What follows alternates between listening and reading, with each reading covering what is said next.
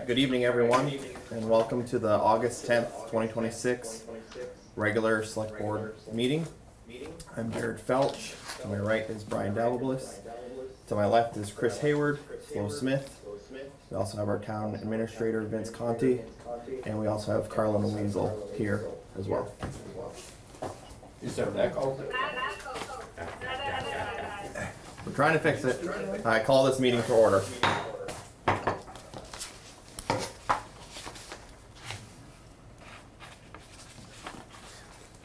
Last time we had to turn that one off, I thought. No, it was something to do with...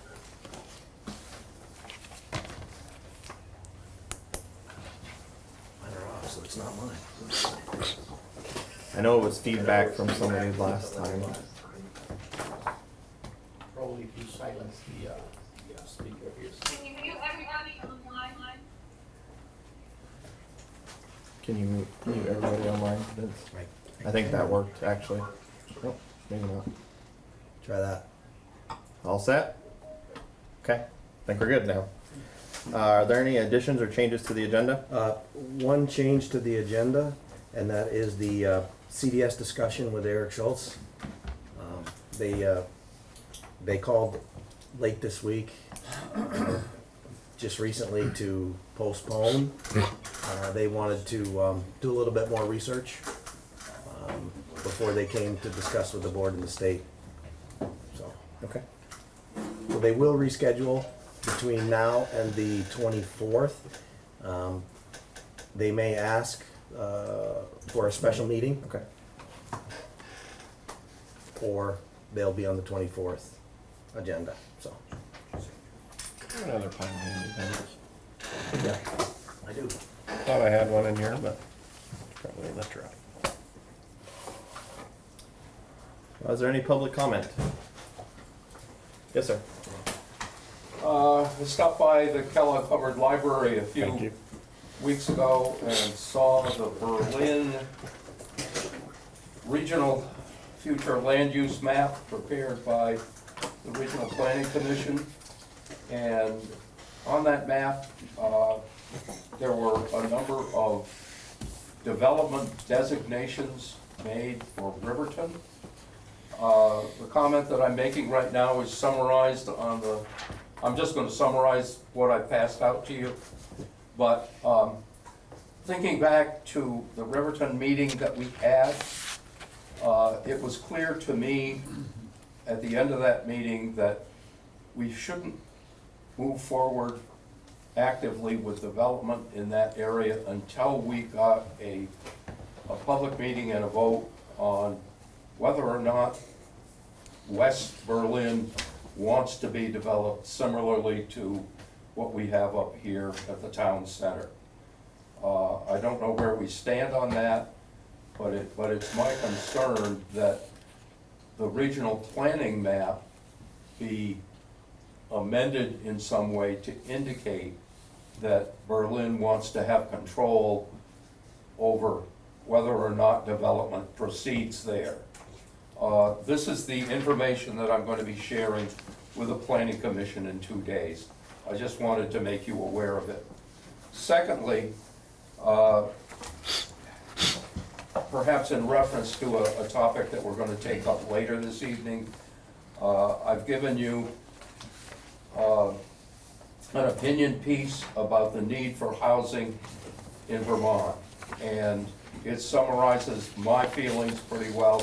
I'm giving it to you for background for future reference. Thanks. Thank you. I appreciate it. Thank you.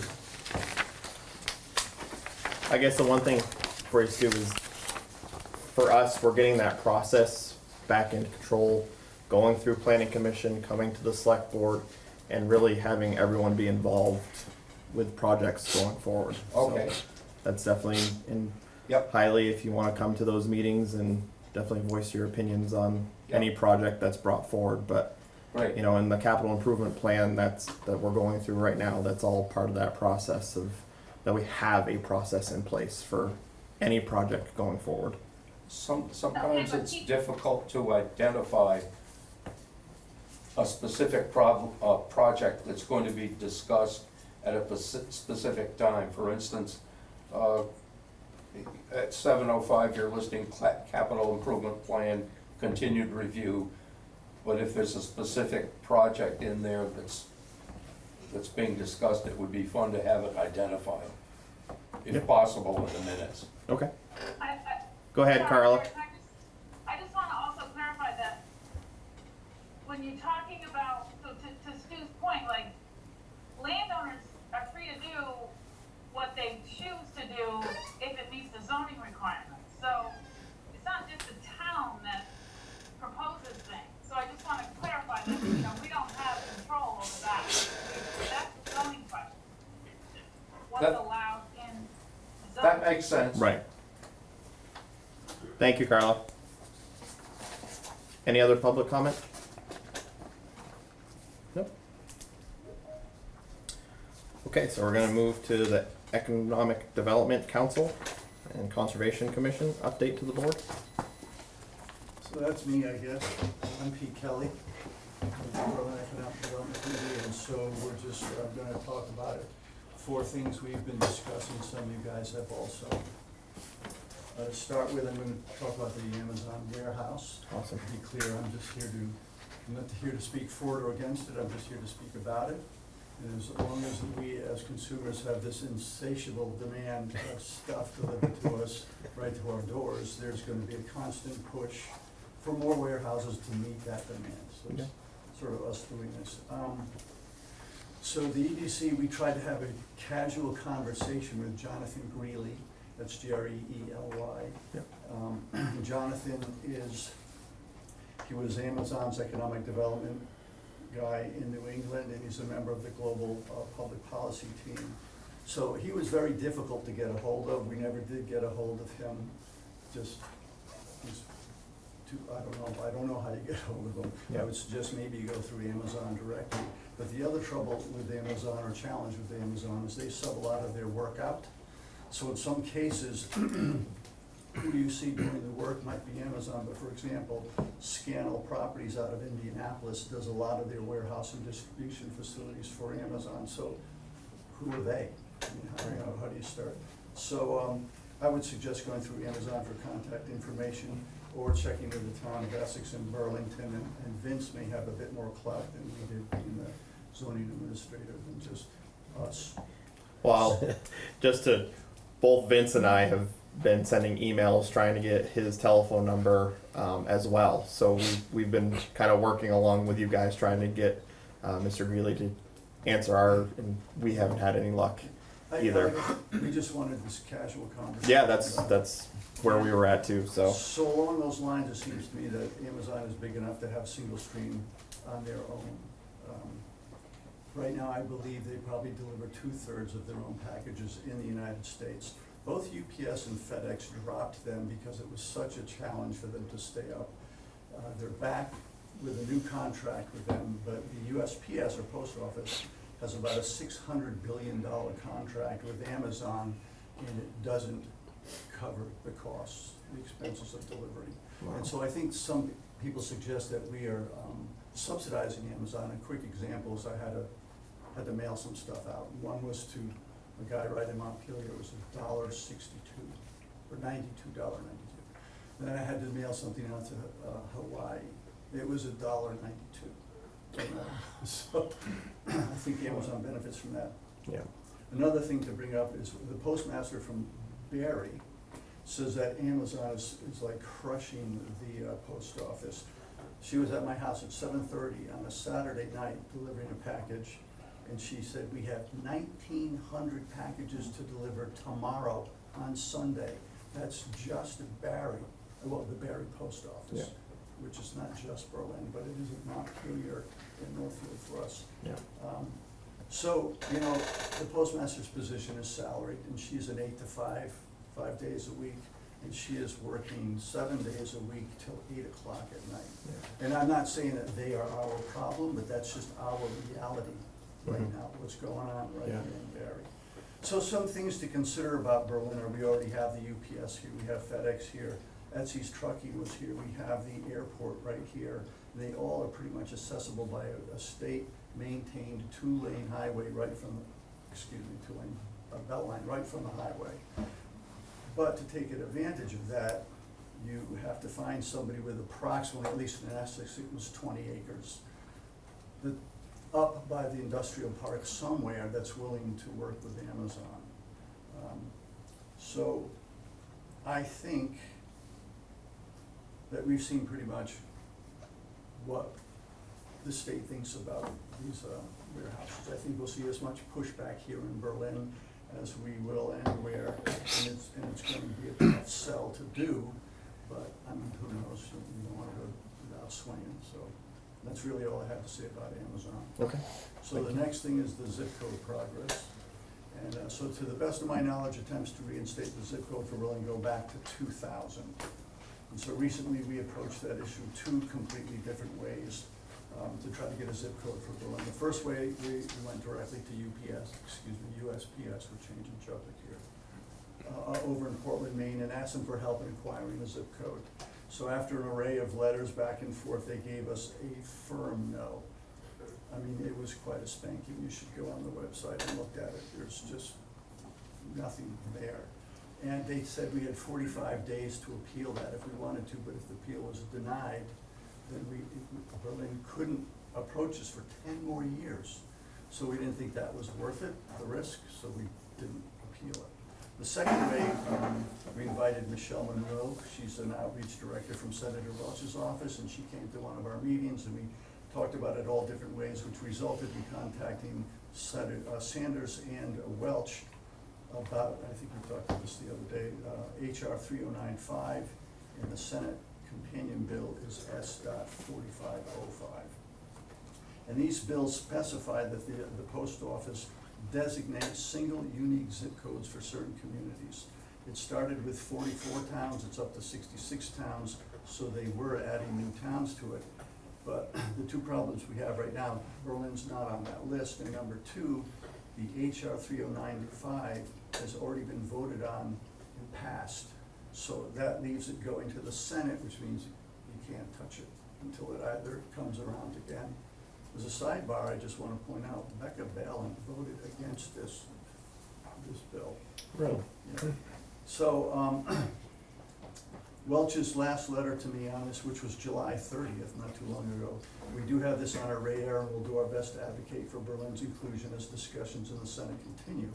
So today I did a little research just to see where we were at, and it said on August 8th, the Postal Service reports $2.5 billion in quarterly loss.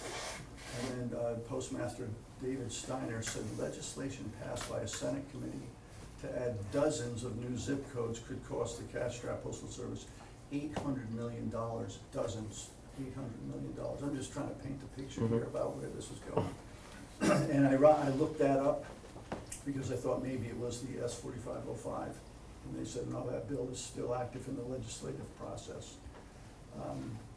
And then he said, without action from Congress, our plans would certainly have to entail changes that will impact services like closing thousands of unprofitable post offices across the country.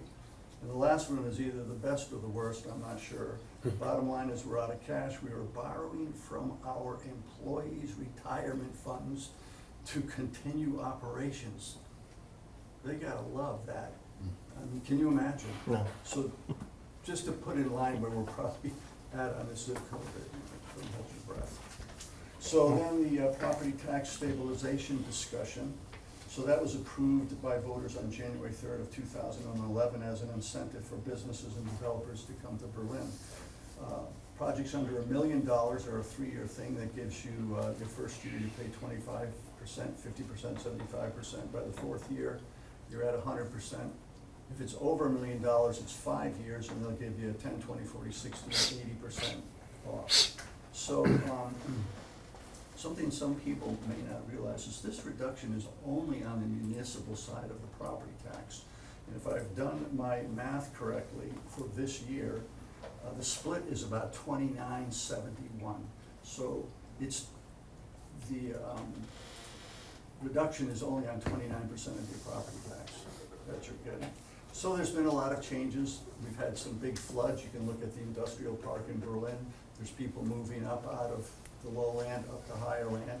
And we're just wondering if it's time for a discussion to review that, to see if we still think we need to offer that. In South Burlington, it's a little bit different. They require developers to contribute a percentage of the project value to community recreation, and they have impact fees that go towards fire and police. So instead of giving people a break, they're paying a little to help contribute to the community that they are impacting. So that might help. And then the last thing we're doing is list of empty spaces in Berlin, and we've just been talking about listing all of the empty buildings and things that we see, and if we could use that information in a constructive way. It's a new idea, we haven't got very far with it, but there's a lot of empty stuff in There Berlin. is. There is. And how could we maybe make that less of a problem? Except for hangar space. Yes, right. Yeah. So I think that's it. Awesome. Thank you very much. Thank I you. appreciate it. Thank you. The Conservation Commission? I don't see anyone from the commission here. Phil was supposed to join us, but maybe something come up. I haven't heard from him, so Okay. I'd say we just move on and I'll Okay. reschedule it. All right, Belknap Task Force. Can I ask a question? Yes. The empty spaces that you're inventorying, is that gonna include like, second homes, homes that are empty, or is it just, industrial? Just business. Commercial. Yeah, Say again? commercial property, just Oh, okay. stuff, you know, you drive by, see Yeah. Kentucky Fried's closed and whatever. There's all sorts of empty buildings in Berlin, Yeah. mostly businesses. And on that 29.71% municipal versus education, That's correct. so this, commercial development that we're having is actually good for the education, support of education. I mean, do they pay education taxes? Who's that? The businesses do, yeah. The businesses. But the discount is only on the municipal side. Right, Yeah. so we are getting a bump, an aid to education funding. Well, it depends how many businesses went out. I mean, I don't know what that is, how many people went out, how many people come in. It's a joke. There's a lot of empty spaces. Oh, okay, I'm mixing two questions. Oh, The tax stabilization business, the education taxes on this property that this tax stabilization would apply to, is not really being reduced, is it? Correct. So tax stabilization does not apply to the education Right. side. Thank you. Only the municipal Yep. side. Though the municipal side is I think if I did, again, my math right, it's a 71-29 split, and it used to be more like 75-25, pennies Yeah. per dollar. Yeah. So it's the highest I think I've seen, if I did make a mistake. We're only talking a couple pennies. I see. Okay, They add up. yeah, thanks. Thank you. Belknap Class 4 Road Discussion Decision. Yeah, my name's Anthony Emerald. I'm one of several landowners on Belknap Road. It's approximately 1.2 miles, but 1.1 of that is considered a Class 4 road. Present with me tonight is Ben St. George, who's a resident, 365 days a year, up on the Class 4 portion. Also Bob Green, who Sue Moore has about 80 acres up there, and she's got it in land management, and he maintains cuts of wood after he talks to the forester. So probably a couple of years back, I had a field trip, came here and the select board went up so they could actually see the challenges we have up there on Belknap Road. Subsequently, when we came on back, it was brought up to me that we have a Class 4 road policy, which I'm not sure if you all had the chance to review, but it was signed off back in 2016. Pretty straightforward. And of course, it would've been nice if I knew about this Class 4 policy that was gonna be going into effect, so I could've had my say. That property's been in my family now for about 60, 70 years, my property up there. It's my deer camp. But they went ahead, and the good thing is the select board came on up with at the time towards the town manager, and they came up with a Class 4 fund. And as such, I requested the Class 4 fund through the town manager. And I've already got an estimate, and what I'm looking at doing is basically from the turnaround point on up to where the road turns off into Ben's place, the road is just terrible. And I got an excavator that came on up there, estimate, And he's gonna be able to bring 6 loads up, and it's gonna be pretty darn close, if not a little bit over the request, as far as what I'm gonna be requesting. Just to kind of give you a little insight though about this Class 4 policy road, the grand value list for Belknap Road is almost $1.1 million, okay? The town does provide services up to the Gun Club Road, okay? Just during the summertime, which is a grade, and that grand value list is about $244,000. They also provide services to Rawwell Road, the Class 4 portion there. These are the only 2 Class 4 roads that the town will sit there and do according to the policy. And that grand value list is about $910,000. So what I'm hoping is also in accordance with the policy, besides the money, that there's a culvert that needs to be replaced, and that the town would possibly consider it. And there's the portion of the road that I'm talking about is only 1/10 of a mile. And it's really, really rough. I think the town managers had the opportunity to go up there, and if, I wish you all would, I could have brought you on up there so you could see exactly what I'm talking about. So, obviously I'm gonna request a fund, hopefully get that, so I can get that road going somewhere. But part of the problem is the culvert there that needs to be replaced. I just don't have the equipment. Bob has been helping me, I've had help throughout the years maintaining that Class 4 road, but I only can do so much with a 1967 Massey Ferguson and auxiliary equipment and a grade machine excavator. So that's why I had to sit there and get the estimate from, cause I think it's Hebert, and he's gonna be bringing in his bulldozer, and he should be able to square up that road. Yeah, so that's about it. Can you think of anything else? No, I'm just here to represent Sue, that's her only access to her 78 acres, and she lives in Pennsylvania. And like Tony said, we've been maintaining this for quite a while. I know a few years ago, Tim brought up, I don't know how many loads in a roller and fixed it once, but it's not holding. Well, that was after the flood. Right. Yeah, and the other thing is that, like, Ben turns around, Ben ended up going out, I mean, he plows his own portion of the road there, but that road is like, I mean, in order to get past it now, it's gonna be in 4-wheel drive or all-wheel drive, and I'm hoping that, you know, like I said, we get that fund, we'll be able to fix that portion of the road, and then, you know, maybe the town could consider, I understand they replaced a lot of culverts, and maybe they have one that they can just kind of put in there, because it's all crushed, and there's a lot of issues with the drainage down there, so.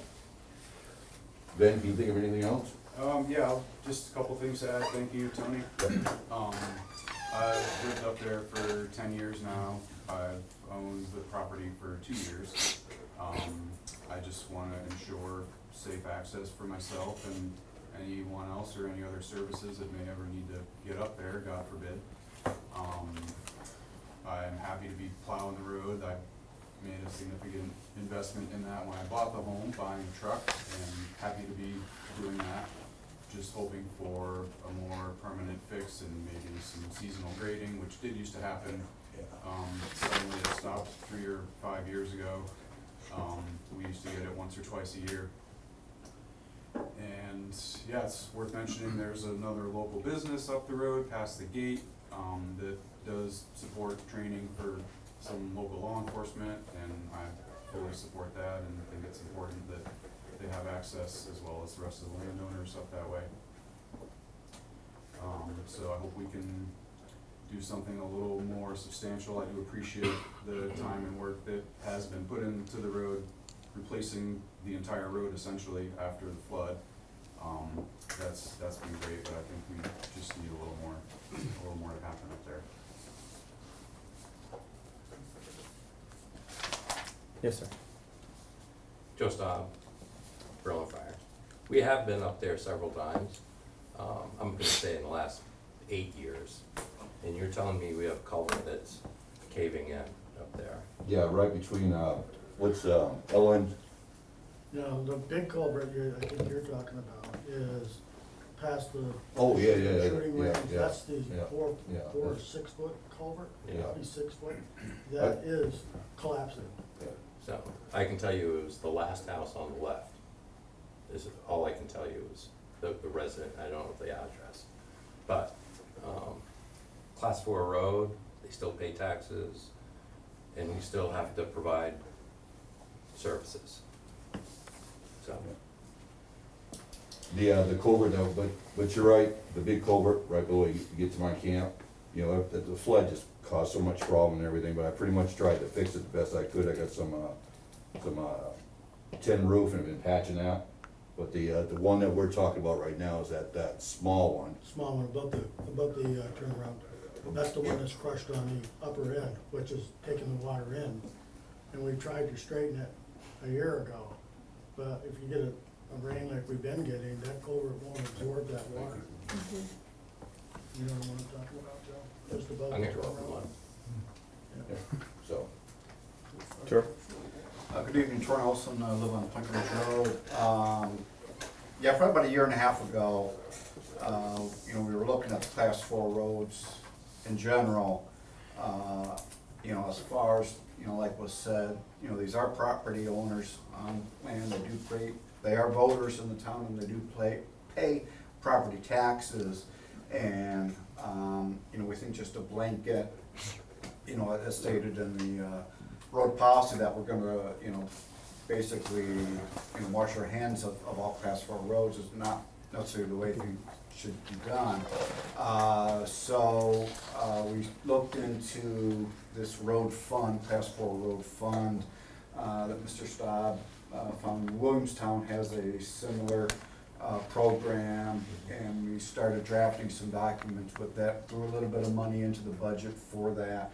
It's a minuscule amount in the budget. I think it was $2,500, $3,000 maybe. I mean, you know, as far as our total highway budget over $1 million, it's just a minuscule amount.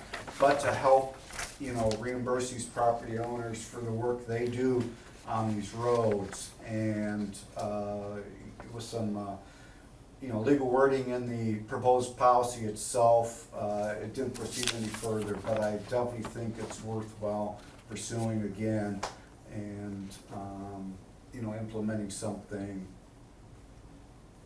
you know, that'll help everybody out. Vince, you wanna? Yeah, so just to follow up with what Mr. Nelson said, right, there was 2,500 in the budget, allotted for that last year that was never spent. And there's 2,500 again this year in there as well. I think it's, you know, it'll be up to the board's decision tonight if we want to allow that money to go to Belknap this year for that work up there. That I think Mr. Amaral has already got a contractor to give him an estimate for that work. It's, I mean, it's there, but, and nobody else is, you know, I don't know how public it's been, but nobody else has applied for it at this point. Okay. When did we stop doing summer maintenance on The Belknap? the upper portion? Yeah. Tim, you probably know better than I. It was. yeah, your dad used to do it, with my uncle. It gets done once a year, most generally, but like, that's all the rest of them get too. Once a year. For the class 4 roads, yeah. But you also have to realize, like, they were referring to like the last 5 years, so the 2 years there were floods, we had other roads to worry about, not that road. And then, like Dunn Club hasn't been graded yet this year, and Rowell Hill's only been done once, and that's usually what they get. I mean, that's what we're required to, plus we have other work. What's going on? Yeah, listen, I mean, this, Tim's been very, very helpful. And I realize he's got a very small department that he works with and everything. And, you know, I'm sure sometimes when he sees me coming, he just goes the other way, you know, he doesn't want to be a little big. But that fund, you know, originally when I was talking with Vince, I'm like, oh, I would like to almost just turn that money back into Tim, but I realize how much work he's been doing. I mean, today I was going up on, backside of, Mirror Lake, and I guess you're doing all that covert, not Mirror Lake, They're ditching over there. yeah, on the back ditching, side of the Brookfield. hill. yeah, Brookfield Road. Brookfield Road. Yeah. So, you know. Thank you. Yep. So is it for the 2,500 that they were requesting? There's actually 5,000 in there You could use all of that. this year. Just 2,500 is not gonna cover what No, needs to be done. I should have the invoice from Larry Hebert, You know, I told him, you know, I hopefully I have it this week, and I can bring it to Tim, you know, not to Tim, but to Ben, I'm sorry.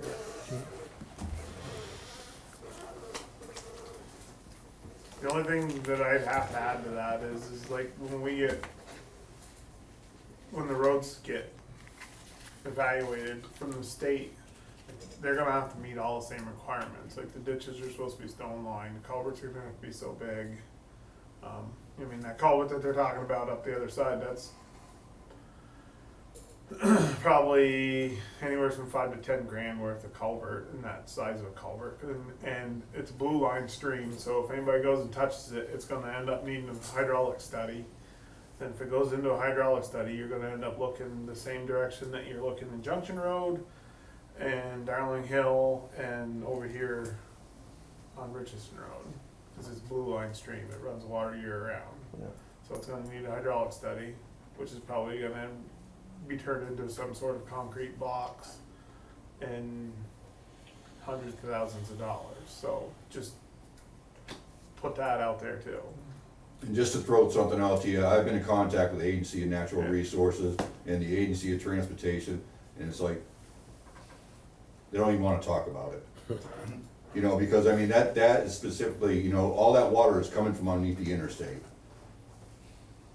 So, but I think right now we're okay with that big one, that's holding up, it's that little one that's right above Ellen's house, that, you know, that portion of the road, we've been doing what you said, Tim. You know, having people go up in four-wheel drive and all-wheel drive and everything, and we maintained it as well as we can, but my excavator, I pretty much, it screams every time we bring it in there. It doesn't help the fact that that's just a natural ditch, that whole road. Right. I mean, it's a ditch in the woods. The road is 4 to 5 feet lower than the land around it, so it has nowhere for the water to go. And then, I mean, we've looked at it in the past, the driveways at the tap dump into the road at the top, and that water has to run all the way down the road to the 2 culverts that are in that hill, picks up speed in between. You know what I mean? There's not much for Yep. places for water to go. I mean, it's just a bad design all the way around. No, it was gonna be a win-win situation when Mike Voppel went up there and he got power and he was gonna turn that, and you talked about turning that portion to it's that portion that's really the big problem. 1/10 of a mile. Because I believe the right-hand side is a different landowner than what is sitting here tonight. None of you guys own, No, Ron Lyons, but we talked about that as far as, you know, with the town's but he doesn't own, like, doesn't the house at the bottom of the hill own most of the right-hand side going up that road? He does all the way almost to That's the what I gate, thought. almost to the That was gate. Ron Lyons. Now Ron is And that's all. another 100 yards I mean, approximately. I believe when they looked into doing some work up there before they gave that property up, that landowner was not receptible to allowing any work to be done on his property. So, But to clarify something, even if it's a class 4 highway, we only have certain right of way.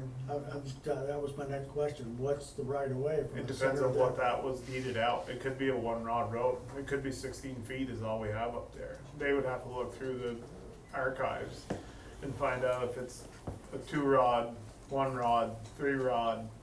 You know what I mean? If it's 3-rod, it's 25 foot, or 24 foot 7 inches from the center of the road. But that's as wide as that's gonna be.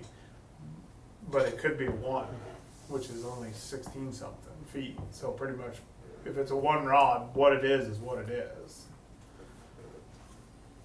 That doesn't give you any room to work. No, that guy that lives down in that greenhouse, you know, where the hell he came from, but. So, I mean, there in lies another problem is your right of way. And like, what is it for a right of way up there? I don't know. I mean, what that is for a right of way once you get up into the class 4 section. It could be 1, 2, or 3. That's a matter of looking back through. Somebody's gonna have to look through all the deeds So and that see was what was deeded. from the bottom of the hill to where you turn around with the town trucks Is in the grader. That's a different classification than I from further up. believe so. It very well could be. It might be a class 3. It could be a 4. Well, isn't it class 3 in front of my I house? think it's, well, yeah, your road is like a class 3. Right. Bottom of that is probably a class 3, and then where we turn around and stop plowing in the wintertime, I think it turns to 4. And then, without looking through deeds to know what the right of way was given, Yeah. because we don't have a per se road book of every road. You know, you gotta look at deeds to find that stuff. So is it my understanding that you will vote on this $5,000 tonight to be put into that road? We can make that decision tonight, yep. Or if we want to get more information as far as like what that classification is, what the invoice is going to be, we could also do something where we table it for tonight to get more information and then bring it back to a vote at the next meeting. But we could bring it to a vote tonight too, as well.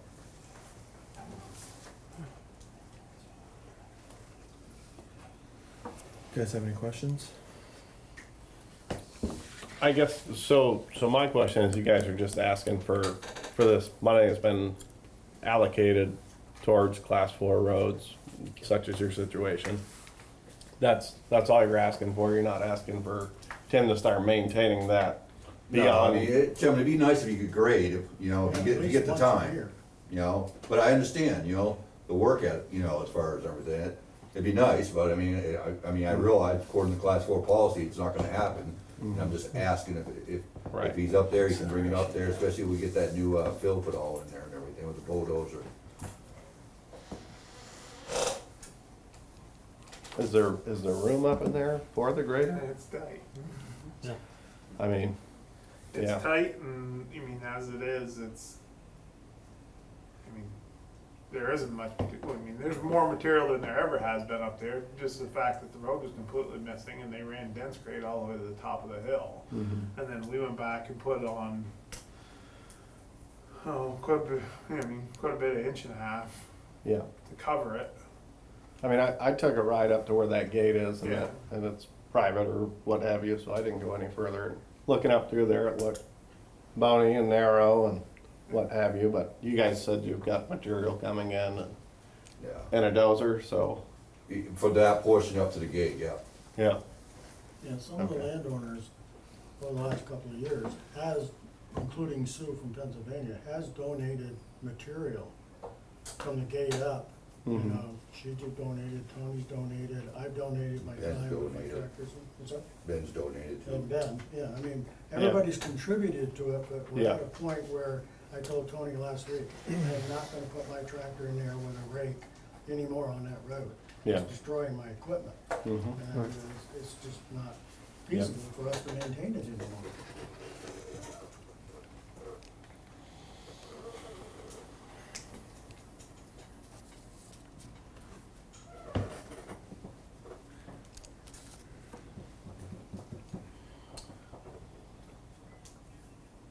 I make a motion to allocate the $5,000 that's in the fund to Belknap Road for this year to help out our residents. I'll second. All those in favor? Aye. Aye. Opposed? Thank you very much. Just one question on. Yes, sir. Before we table it. Would you have an extra culvert that you've taken out somewhere that we could We replace? take them out, they're junk. That's what I thought. I know the one in front of my house wasn't very good. Yeah. Okay. No, we just, No, I'm just asking, No, you no, know, that's asking good. up front. We're all here present. Yeah. very, Well, I hope that can help out. absolutely, Some, I'll you get know. that estimate into Vince. Yeah. I mean, I'm sure he's gonna have me paid out of my checking account first, you know what I'm Yeah. saying? He's a businessman, he's gonna Yep. want his money up front, then I'll bring the invoice. And Okay. you guys just voted, so I know that, I want my $2, you know? Yeah. I know the talent's good for the buddy, thank you. You're welcome. Thank you. Thank you for coming in. Thank you all. Jared, Yes, Carla? sorry, I wasn't able to get my thing off mute. I'm gonna oppose that, not because I don't think they deserve the money, but because I'm not sure we're following the proper process, so I'm just opposing that allocation. In what regards, Carla? I think that if I don't know if we have any criteria, anything established as to how we're allocating that money. And if somebody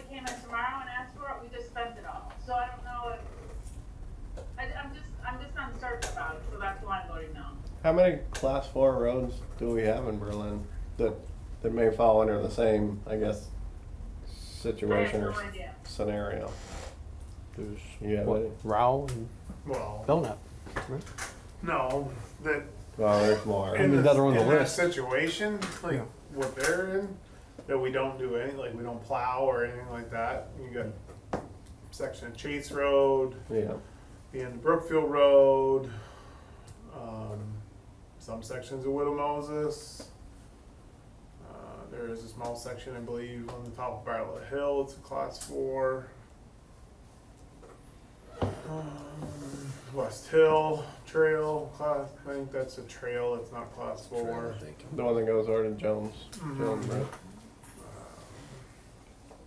No, it goes from Chase Brook to West Hill through the woods. Oh, yeah. Dirt bike there. Yep. Yeah. I know where it is now. Yep. Rap. There's a few other small ones around, but I mean, And I think going forward, though, I mean, no one asked for anything last year.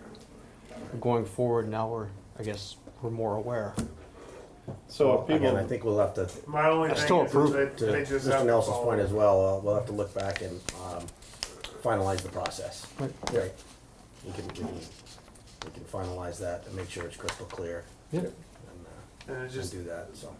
for caveat that they gotta follow the same, I mean, regards to everything that we have to do, like. Because I believe the intent Cause was like that originally section of set up to Belknap be Road first should be come, first stone served lined and anyway. everything else, cause Yeah. it's Right, over and certain when the money was grade gone, it and was everything gone. else, Yeah. so. Yeah. I mean, There's that's- two people talking at once.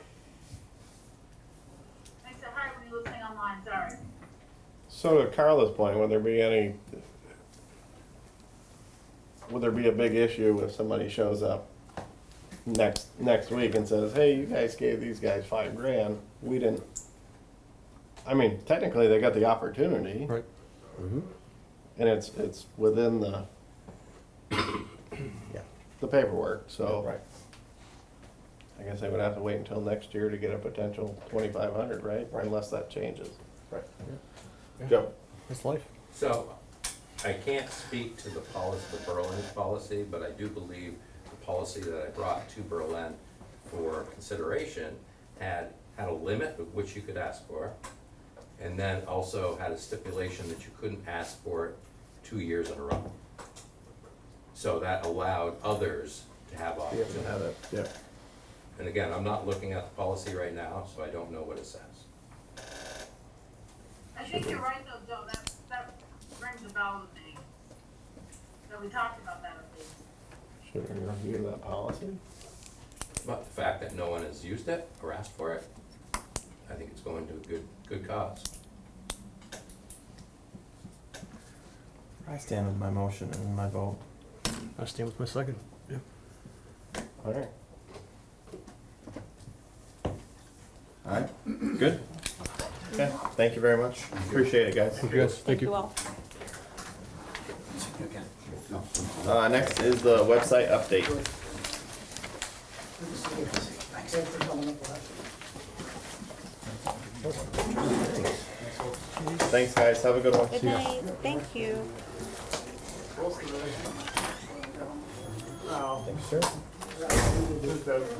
Thank you. That, I think Vince's packet ended up with a couple pages of that, or is missing one, but Clean that all up Sunday, ready to roll I also do have this digitally, but we figured the easiest way was just gonna be having a packet. There's not much information actually in the packet itself. This is just a broad overview. The current website is not in too great of condition. We're doing work on it consistently, trying to make sure that it's something people can use, can access, and find things on. In a lot of cases, that's to much of no avail, and part of that is on us at times, part of that is just the way that the internet works. If it's a different type of document, you're not gonna be able to find it. If it's a PDF, you can search for it. A lot of what we've posted has been Microsoft Word documents, so that's not something you can search for online. So that's currently some of the biggest issues. And then with Squarespace, we have a lot of room to edit. We can do a lot of whatever we want, but that also means that since we got Squarespace as our website host, different people have had different ideas, and there hasn't been continuity. There's nothing to keep them in. There's no real policies and procedures of this is how a committee page has to look, how the front page has to look, anything like that. So a lot of times we just do something, and if nobody complains and we think it looks nice, we go with it. The issue is everybody's done that, and there's things that now we might not like, but it's just how the website looks at this point. We've looked at the cost. It's about $5,000 a year for the website. There are some additional things we can get. We can get some help from Squarespace. We haven't really taken advantage of that all too much to the best of my knowledge. And then we've had some complaints from people about the current state of the website, like not being able to find things. And one of the big considerations is upcoming ADA, Americans with Disabilities Act, upcoming guidelines and changes, especially with the situation that we're in as an economic hub. In some ways, I'm not quite sure which classification will fit into. The Department of Justice has two different timelines, depending on how big of a population you serve. And there's not a distinct way for figuring out who do we actually serve, because it's not just the residents of Berlin. So what we have to provide people and the timeline could be different. The first option I want to give to you guys is Revise. It's a template build, and I just have a screenshot from the town of Barry. That's a simple front page. It has a couple of things. I think that's actually what Coach D is missing over there. Oh, okay. The town of Berlin? Yeah. But Oh, thanks. but it's a basic website build. It's not too flashy, but it gets everybody the information they need. Some of the other considerations is we don't use icons for our buttons. Revise does. If you have someone that struggles with English, we do have a fair immigrant population in and around the area. If you're driving on the road, you see signs, because that's how we want to make sure that if someone doesn't speak the language or they don't understand everything immediately, they can still be involved. So that would be a help, but it's a nice little website. It being a template gives us a couple of big opportunities. It's easier to edit, but there's less avenues for customization. Our hands will be tied a little bit more, which is probably a good thing. When you guys want us to make an edit and want us to change up the way that the website looks, we'll have to figure out if this is something we can do, but if we can do it, it's going to look nice. It'll cost $1,200 per year for this type of website, and that's an estimate. You can get some add-ons and negotiate with Revise. There is a $2,900 setup fee, which they're able to spread out through 3 years, so about an extra $1,000 a year on that. There's ADA compliance for current and future changes. They consistently make changes. A kind of little known thing, there's a law firm, I'm blanking on the name of it, but they're based in Michigan. They go after people for ADA issues on websites. Revise is from the state of Michigan, so they have experience with that. They have not been sued yet in years of dealing with this. There's a little bit of training that we'd be able to get and would need. Additional training we need to pay for. So the conversation that I think Vince and I had, might have been with Rachel, was looking at one person getting a lot of training, and they would teach everybody else.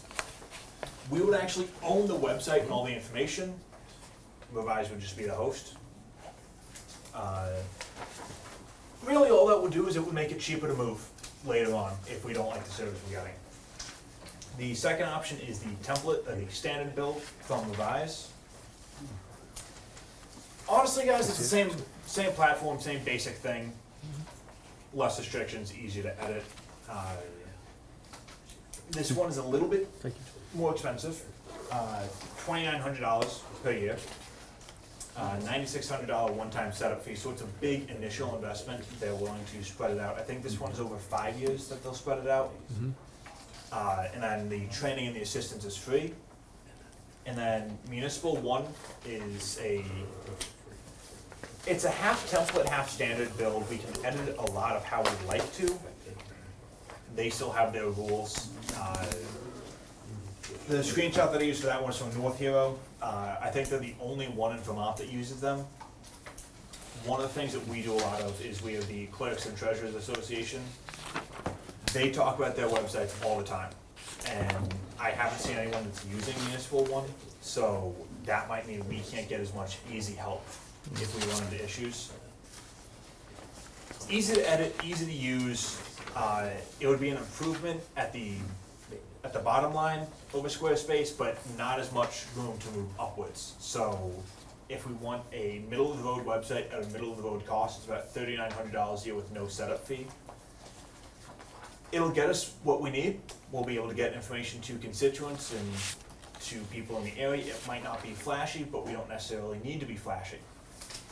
The fourth option is Civic Plus. This one is probably the best in the business, and they will tell you that, in all honesty. I want to say somewhere between a third to half of all municipalities, counties, any level in the nation use Civic Plus. I want to say it's Burlington, South Burlington, Essex that also use Civic Plus in Vermont, so there's a couple of those. It is a built-in document center, which Revise also has. It's just more difficult to access in some ways.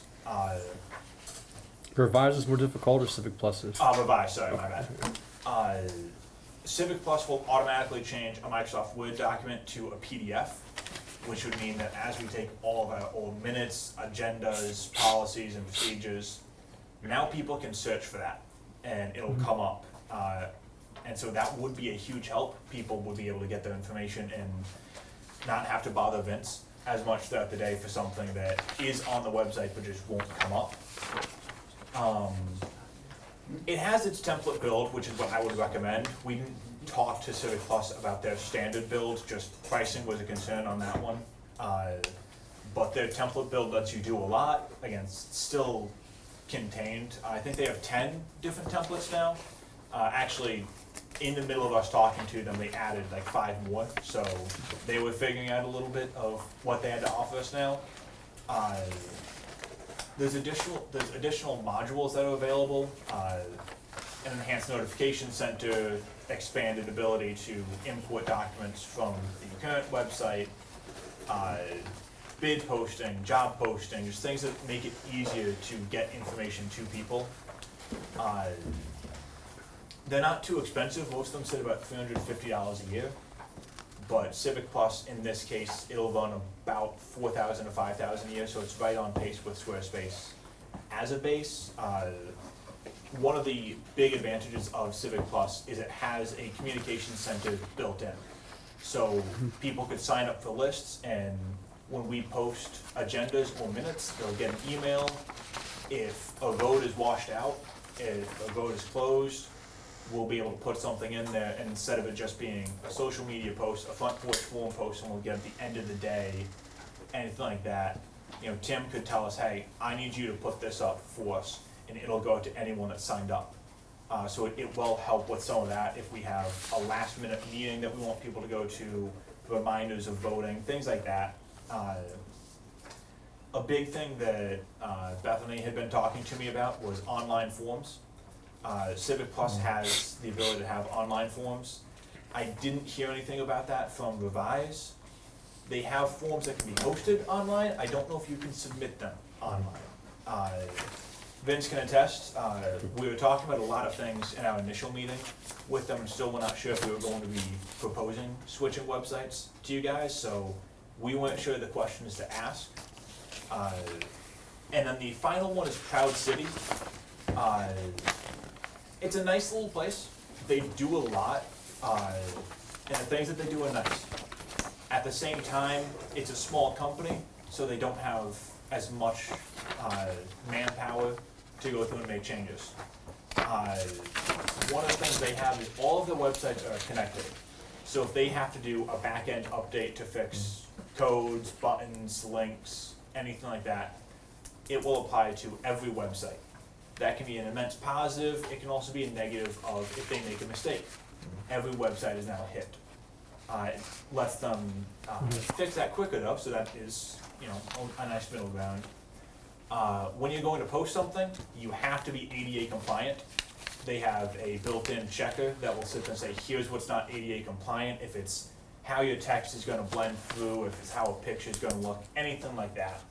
It's gonna flag it and tell you, hey, you have to make this change.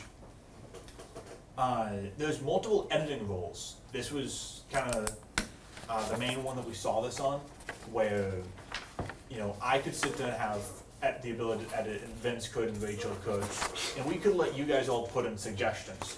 And we could sit there and say, well, does this make sense? It could be a way for you guys to store notes on the website, things like that, without those edits being made. And also means we have a fail-safe if we hired somebody and they decided that they hated everybody here and wanted to ruin the website. If they were not given the ability to edit it to begin with, they're gonna be locked out from that. And we will also see who's making edits, when they're making them, all of that. They also have a connected FAQ, so every town that uses their service is connected on this. So we could post something like, hey, we don't know how to post this document. And anywhere in the country, someone's gonna say, hey, here's how you do it. So that would be a help for us, especially early on. And then they have search engine optimization. They try and build everything so that Google and different AI services will pull it up first. We're in the world of AI, whether people want it to be or not.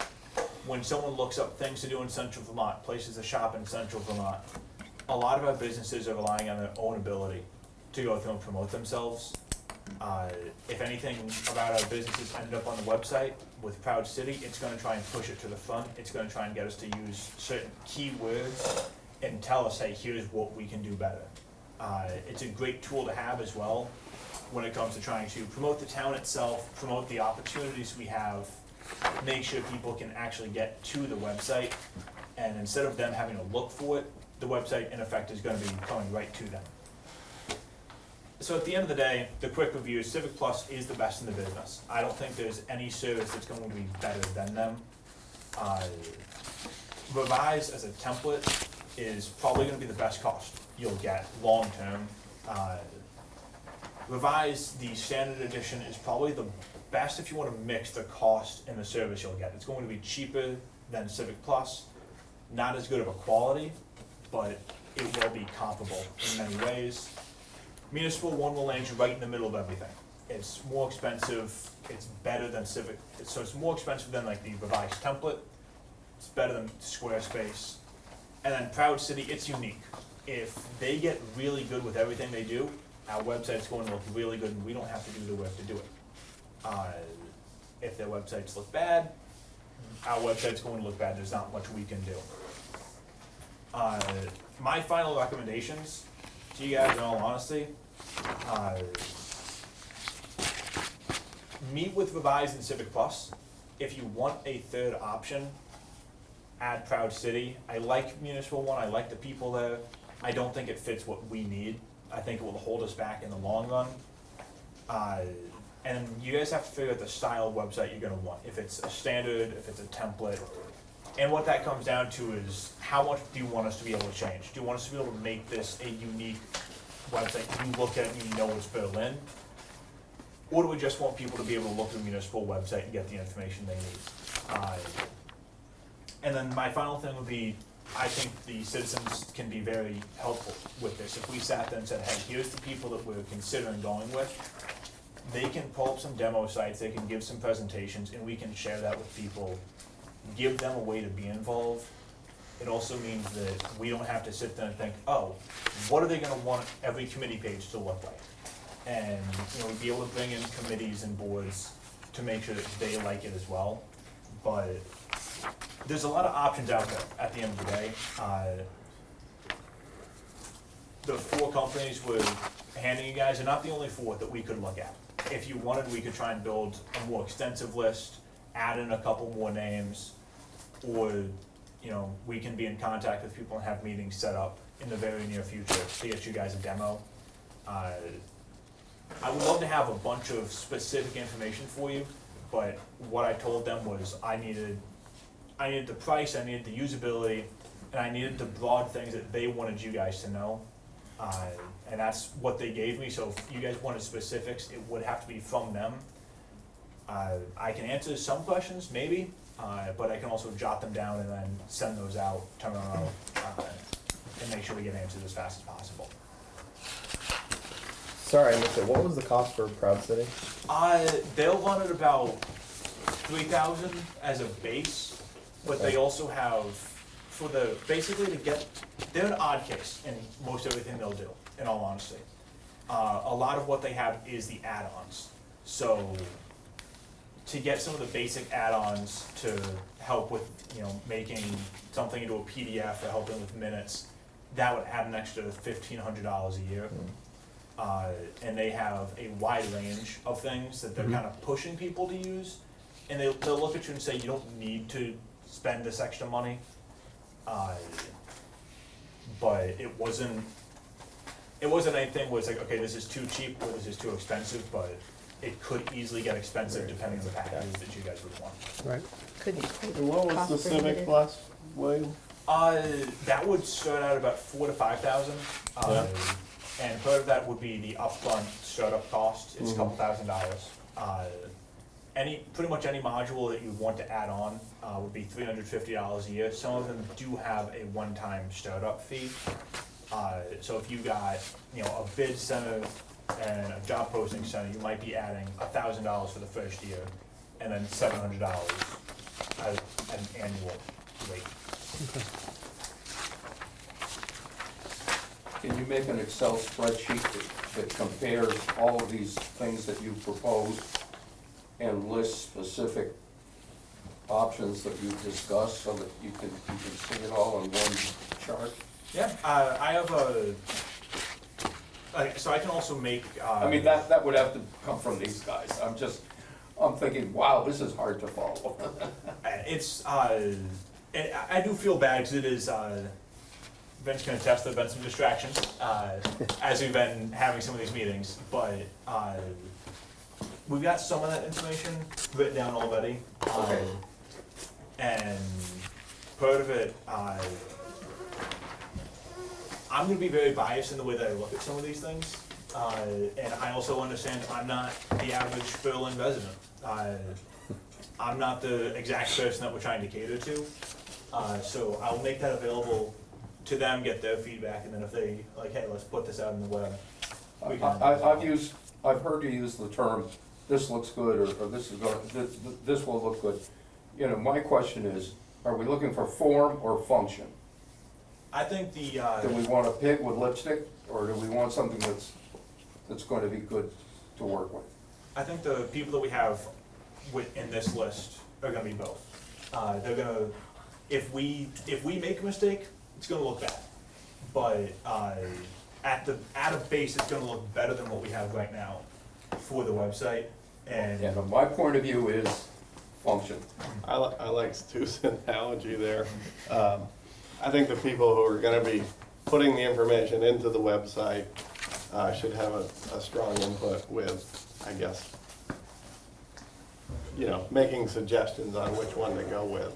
I mean, not my strong suit, so I think the people who are putting the information in, it needs to be usable, functional to them, as well as the end user being the town resident. It needs to be simple and not overly complicated.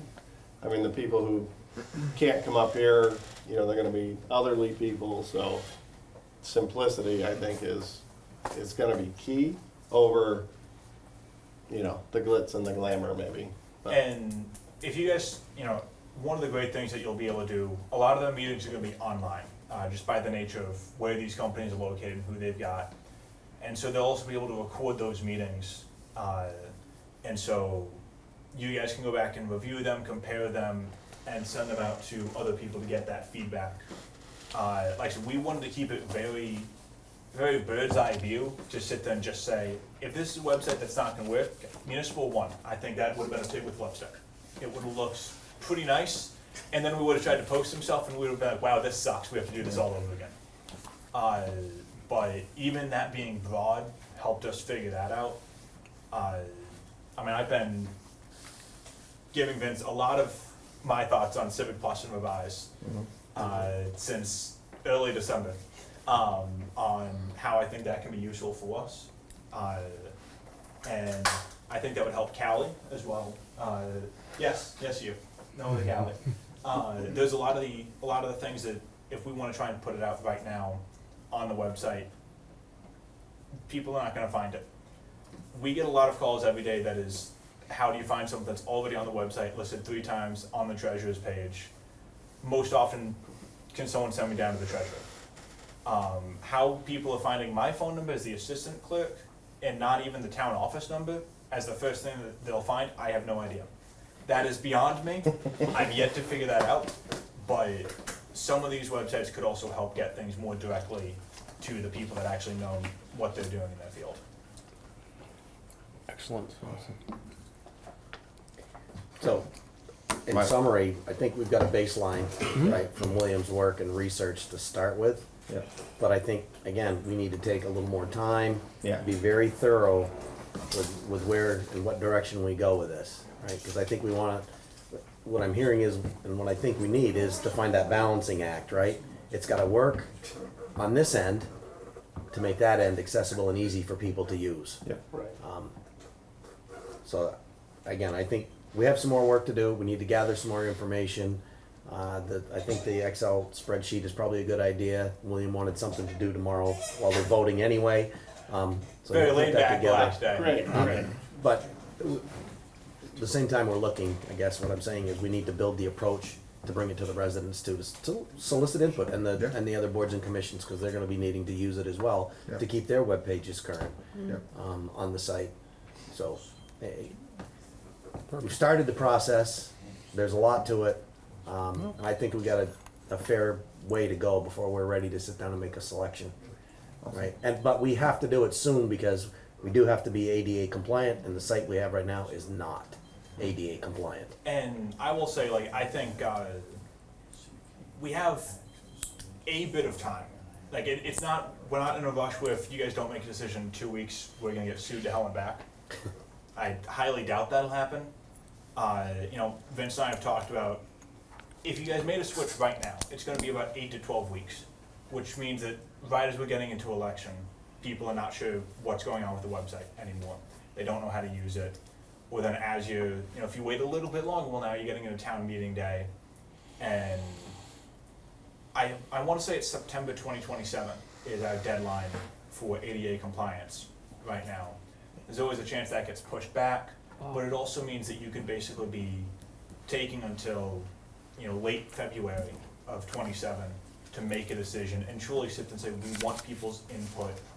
And also if one of these providers starts getting up in your ear and be like, come on, you gotta make a decision now, you also know how they're gonna act February is with only you. 6 months away. Yes. Just wanna point that out. Right. Right. That's Be gonna here come before we quick. know It's it, not that far, and we got a lot to do with it, between now and then, just with that.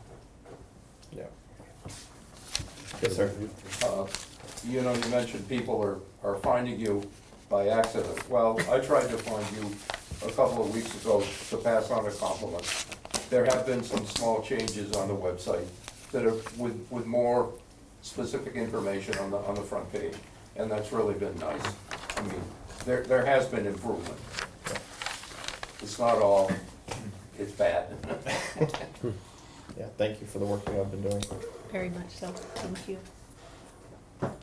So we're gonna table this for now with more Yeah, discussion. there's more work to do, right? Yeah. And, I would say for the board, right, just in your spare time, go to some of those sites, right? And take a look and see how they work and look at and make your notes for feedback. We're gonna continue to pursue it. We'll start setting up some, with the top 3 or 4, we'll set up some demos as well for the board, for the staff. And I can be a help on getting some of those sites for you. And there's gonna be some of those sites that'll look just the exact same in a different color scheme, in all honesty. And not that that's necessarily a bad thing, but a lot of these places, they're more than happy to show you the absolute best. And they'll tell you, we have all of these awards, and there's some sites with these providers that do not look good, because the people that were supposed to take care of them did not. So I can also find you guys some of those. I have some of those on hand. And it also tells us what we should avoid, ways that we can sit to say, oh, well, this looks really nice, but we're gonna wanna make this change, and how will that look? And if you, if you guys built out a list and got it to Vince and said, hey, here's what we're gonna want to talk about in the demo, these folks can build out a legitimate demo site, and it's not gonna be too much work on their end, and it's not gonna have everything, but it might just be a front page that would say, here's how your front page is probably going to look. And you might look at how one of the UIs, the user interface looks, and you're like, wow, this is bad. We're not gonna like this, but you'll have options and a lot of people to compare it with. So I think tech support would be a pretty important factor with anything new, right? And what that looks like across whatever small group that we decide to review. So maybe that's something that could be preliminarily looked into, maybe calling as an outsider and asking, maybe that's your department, William, I don't know. There were more than a couple of random Midwestern towns that were getting phone calls. And very quickly I learned that no one ever knew what they did with their website. So at the very least, the fact that we know what we're doing with that website is a positive, genuinely. There were towns I was talking to that one person described their website as they didn't think it was actually a website, and that was the most interesting answer I've ever gotten in my life. I don't know how that exists, but there are people like, I don't know what I can do, I don't know what I can't do. So we at least know that there are some things we can and can't do and what we want to be able to do, so we're still ahead of the game. If we want to spend a lot of time, we could in theory get the Squarespace website up to current ADA recommendations. I do not know if we can get it up to the future recommendations, but I mean, if that's costing us that currently and there's better services that are exactly. actually in turn 100%. cheaper, it'd be silly not to go with them. and that was one of the things I talked with Vince a lot about Civic Plus specifically. Everyone else I could find some type of pricing model. Civic Plus, because of how much extra they offer, some people will get everything, and that runs the price up drastically. And I was very concerned about the cost that we were gonna get, and when we were dealing with someone, I'm like, listen, I just want the cost. Give me something, give me a range. Actually, one place that we were talking to, they called and like, hey, what's your budget on this? I'm like, probably not a lot. And like, well, we're probably gonna be $20,000. We're not gonna waste your time. Annual. Yes. And they sat there, but they called and they were like, hey, it's not worth it to us to sit down and talk if you know you're not gonna go with us. So, and when we got into a meeting with Civic Plus, the guy was like, hey, I know price is a big concern. 2 minutes in, he's like, it'll probably be $4,000 to $5,000. Now, do you wanna see what we can do, and do you wanna continue this, or is that price too much?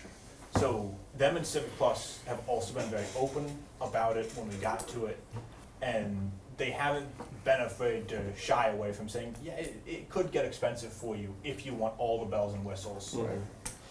The lowest version of Revise, that tech service it would cost us money. And that is something that some towns, Barrytown found that out the difficult way, and it's odd because they're straight up about it. But they have spent a lot of money on tech support. And so maybe it is the thing where it's worth it to spend a little bit more money to make sure we're not gonna have to pay to get that tech support, if, some of this website leaves, for instance. Just protects us a little bit against that. Awesome. Great. Thank you. Appreciate it. Thank you for all your Thank work. you, I really do William. appreciate it. In short, more to come. Awesome. I've already started my list. You already started your Have a list, good perfect. evening. Yeah. Thank you. Thank you very Thanks, much. William. Have a good one. Thanks, William. Have a good Thanks, William. All right, fire insurance discussion. Callie? Callie? So this came up with VLCT back in the spring because we have 2 insurance policies. We have 2 workers' comp policies, which means that I have to do 2 workers' comp audits every year to determine how much people are making and so what they need to factor in to pay out in case there's any workers' comp claims. So I double checked in with VLCT because I know we have a big audit with them. And the response I got from them is, if the town owns the buildings, why are the fire department pieces separate? The vehicles, the building, why are they not on the town policy with everything else?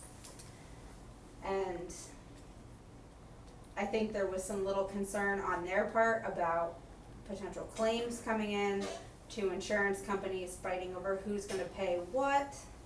If someone thinks, oh, it's a town-owned property, so they're gonna go to VLCT, they're not covered by them.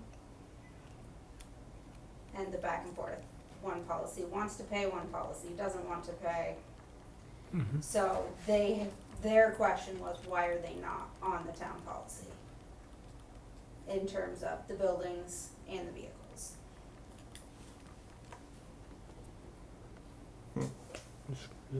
Joe? Solid question. Yeah. Okay, so, the fire department's insurance is VFIS. VFIS was developed by first responders for first responders. And I'm gonna tell you, you're not gonna find, probably a better coverage in our world for that. If you're talking about, claims, it's a replacement, it's not a after depreciation. I have the whole packet here. There's some things that are highlighted, sorry, it's only one packet. Yeah. You can pass it around, I can send you then the digital. But in there, Jeff Berwick is our insurance agent, he'd be more than willing to sit down to talk about the pros and cons, if you wanna call it, the comparison between, VLTC and VFIS. There are a number of, I'm gonna say, member-specific niceties, much like I go to a scene, I damage my glasses are covered. Myself or any of my other members going to a fire call, and they get into an accident or whatever, VFIS covers them. It's not their insurance, okay? That's truly a benefit to the members. And I guess, I don't know the cost difference, but I can give you this, to Vince. So do we currently have like overlapping insurance issue or concern? Not at all. They're covered separately. We have 2 insurance policies. Okay, So we could drop one. Well, no, you're not, VFIS is not gonna cover the town and Road Crew. right. Right. okay. It's just for fire. They're covering different things. Exactly. Yeah, Kelly? So if What? I can go back to frozen water pumps. This happens. In fact, Berlin had a claim on a frozen water pump. VFIS paid it. VLTC will not. And I know this because I've talked to other fire departments who have that. We were at a mutual aid fire call, middle of January or something, Berry City, with our aerial. And it was covered with ice. We tried to de-ice it, we tried to put it back to bed, we damaged the waterway. VFIS paid it. mhm. You're not gonna get that kind of coverage with VLTC. So what's, So- sorry, No, go ahead, Mr. Haber. I was gonna say, so what's the discussion? Well, Where's the problem lie or concern lie? We're I'm, running 2 separate insurance policies for town-owned property, I mean, which I got- coming from VLCT, a lot of towns do not do. I have like 4 insurance companies for my business, but, so, I think is that normal? I mean, Tim, do you know how Norfield's? It's all VLTC. It's all VLTC. Moortown is also all VLCT as well. Sure. As long Keep as it- the policies are clear about what they cover, it shouldn't be an issue. And keep in mind VLCT's motivation here. They're passive, their insurance division is in the business of selling policies. So of course, they're gonna say, everything should be with us because they want the additional premiums. The select board looked at this probably about a year and a half ago and made the decision to go with the two separate policies because the VFIS was a superior policy for the needs of the fire department. That VLCT passive, well, you know, they do provide a lot of good things for the municipal side, could not match on the fire service side.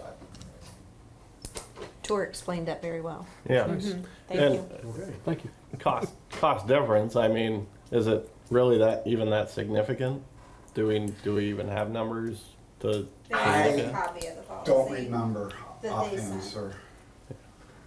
I mean, if there's no coverage, I mean, this equipment's very specialized and extremely expensive, so. You get a breakdown on the road, they will tow it. Yeah. They will also pay for a replacement while your vehicle is being worked on. So I'll throw this out there for a thought. We'll get the VLCT policy like we have for this. Yep. We'll do a side-by-side comparison. Yep. And then we'll bring it back. Here's how they compare, here's the dollars and cents. And we can see if it's worthwhile or not. I think We that's a need to very do that. fair approach. That may already exist, Well, I'm gonna look at the history from the 2 years with ago. what the, Yeah, somebody probably did something. I mean, with the merger committee. don't I think know it's they a looked at it non-issue. extensively in their recommendations, so those documents may already exist. Of course, they'll be a couple of years outdated as far as cost is concerned, but I mean, I'd just give that packet to VLTC and say, what are you gonna cost to match Can you beat this, this? this coverage? And what are the numbers, right? And, that's how my insurance company kind of. I like the replacement coverage too. Yeah. That is yeah, it's huge. tremendous, especially You for have the fire policy that they department just sent and me. all of those issues. Yeah. So that would be good to have that. And the fire department seems happy with them. Thanks, Tor. Yeah. I'm good with getting a comparison, see where we're Just- at, go through it and Yep. then go from there. I mean, if they're not comparing apples to apples, then there's no comparison, right? Right. Yep. I mean. Okay, thank you. Oh, yes, sir. And I may have said this, but Jeff Berwick, the insurance agent, be more than willing to sit down in person, online, whatever works for you guys if you wanted that. Awesome, thank you. Thanks. Okay, fire truck loan discussion. So we currently have 2 loans with Eastrise. The interest rate on those loans is not great. Out of the little over $12,000 that we paid, 25% of that has gone to interest. We've only been paying on these since March, so that is a decent amount of money that is going to interest that the town could be utilizing on other projects over the scheme. These are 5 or 8 year loans that we have with these drives right now.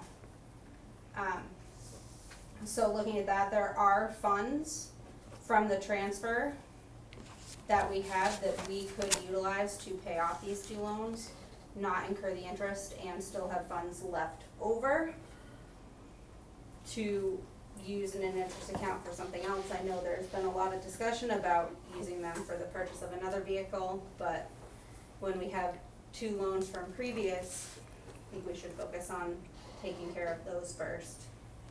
What's the total of the 2 loans, Kelly? The total of the 2 loans with a 10-day payoff is $149,885.72. 149,000. Yep. And what's the interest rate? I know it's 2 loans, is it 2 different rates, or is it? I wanna say it's somewhere between 6 and 8% on both of them.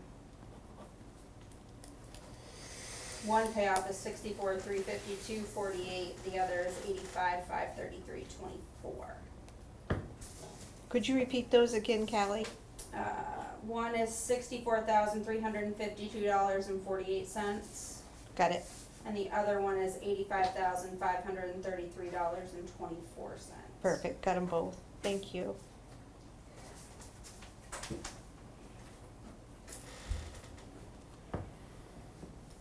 Joe? So the money that was transferred to the town, somewhere around the 217,000 and change. That was a mix of a couple different accounts, but I'm gonna say for the most part, this was funds given, appropriated by the town for the replacement of vehicles. And we have used those, we used it on down payments, we used it in buying other vehicles.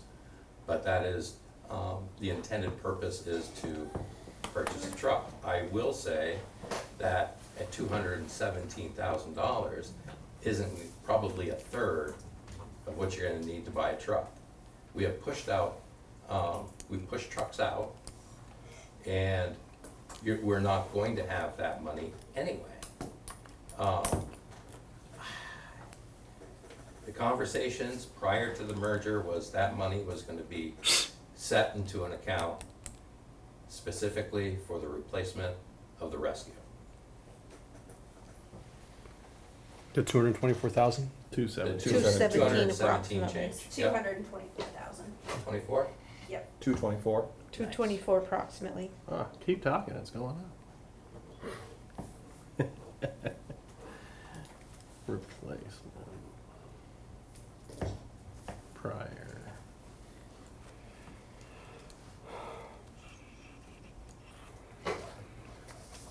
Now, I know with your capital improvement plan, we're looking at, you know, projects, town funds, other funds. You know, we have not done anything with that money since it's been transferred. And it's just always bothered me that we don't have it set somewhere specifically over the last year. I feel it deserves to go into that column of other funds for the replacement of that rescue. That is the workhorse of that department, and we're working on borrowed time here. So, Joe, what is the, sorry, Joe, I just wanna, Kelly, what is the rate the town gets? I'm assuming that rate's higher because it was a corporation. We didn't get much of a lower rate. I think we maybe got like 1.5% lower than what the fire department had. Could we But, yeah, isn't there another source of funding that has less interest if we were gonna, can we borrow? I guess my question, where I'm going with this is, do we pay this off, and then if we need to get money in the future, go to the bond bank where the interest rate's lower? But I'm no financial whiz, I'm just asking the question.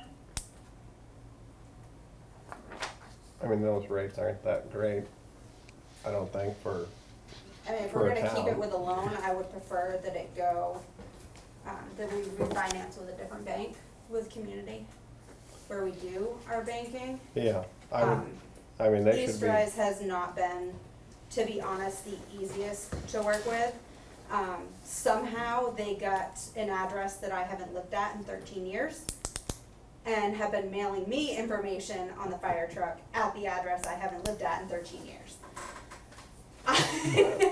So I think there's a lot of stuff with East Rise that hasn't been great, and if we're gonna look at it to switch it potentially to a different location, if we're gonna keep the loans, but we also as a town are not taking out loans on any other vehicle purchases. When we purchase cruisers or highway trucks, Well, the price they're is a line lower. item.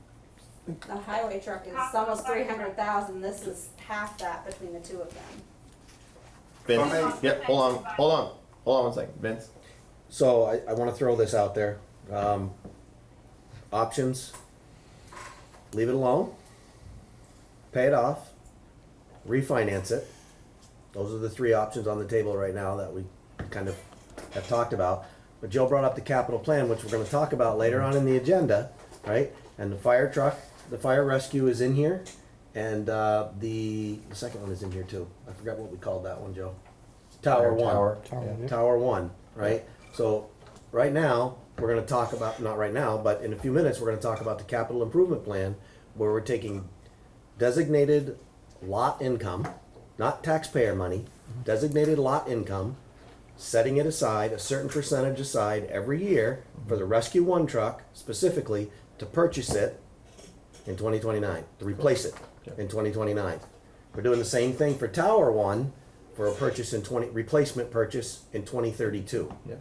Right? So just keep that in mind that conversation's coming. We haven't approved that yet either. It's just it's a plan on how to do this without borrowing money and start replacing trucks on a regular basis with local options tax money and not taxpayer.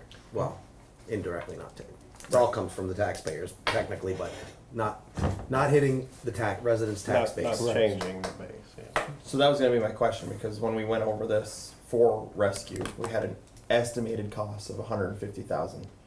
40,000 we've already put Correct. into an account. And that's built in. So in this year, to make the 2029 date, we're gonna put it's on the table to put in 65,000. You're shaking your head no, Joe, for estimated cost of 150,000. 150,000? That's what I have here. Yes, sir. Yeah. You're not gonna get it for 150,000. There's a zero to that. You're gonna be closer to 750,000, and that's a small cookie cutter, which we can deal with. So And that would be a mid-size, not even a full size. So the Where tower. did that number come from? Then? Right. Because that's the number I had to work with. Right. Because Tower One is a whole lot. Was that was because 300,000. was that Yeah. because there was a previous 224 already? No, I didn't have anything. I had the 150 to work with. I would almost think that the 150 was a yearly allocation towards Not the bigger total? purchase, yeah. In addition to the Right. Because 224? last year we had 80 or 85,000 It was set aside. 80. 80. So that's also still available. Yep, that's in Yeah, there. Yep, 80. So it's not 40, it's 80. That's what's already in there. That was And then we from did an last year. additional. Put 65 in this year. Right. Budgeting in the CIP 65,000. And then another 65,000 would have been budgeted in 2029. When we purchased it, the year we purchased it, would have been the last year. So that's 130, so it's like 210,000 would have been in there. So we're, That's still less than a plow truck. Think of a plow truck times 2. Yeah, again, I was just working with the numbers that I had, so No, I'm just- if it's the 150 a year that Tor said, that would. I'm assuming that's where that came from, right? Yeah. so for Tower So I'll have One to adjust these. fire, we have an estimated of 300,000. That's a used. Berlin will never buy a brand new aerial. Right. Okay. But We that's gotta realize that estimate because is that's where. nearly Tower 1.4 One million. is for a used one. I Okay, do no, know and that. that's, We I had just wanna that make sure that discussion. that's where, Yep. that Yeah. 300,000, I okay. believe it was 300,000, right? So just for that one, right? It's 60,000 a year Yeah, out till 2032. yeah, that's what I got, okay. And now 2032, that 300,000 Is gonna be like- astronomically Yeah. higher. But these numbers get looked at In 2032. and Every adjusted year. every year Right. as well. So if it goes up, then we make the adjustments every year So just and rebalance it. just throwing it out there, if we have some of this money allocated for the longer term, you can borrow against it at an extremely low rate, like 2%. Yeah. Well, to your point, that's another thing that we're gonna talk about, right? When we set these funds up, right, we set up individual accounts, right? That money can be pooled as a CD over the 5 years or whatever to talk about the interest. That was a point that you brought up, so that can be done with those funds as well, to earn interest on a larger sum of money.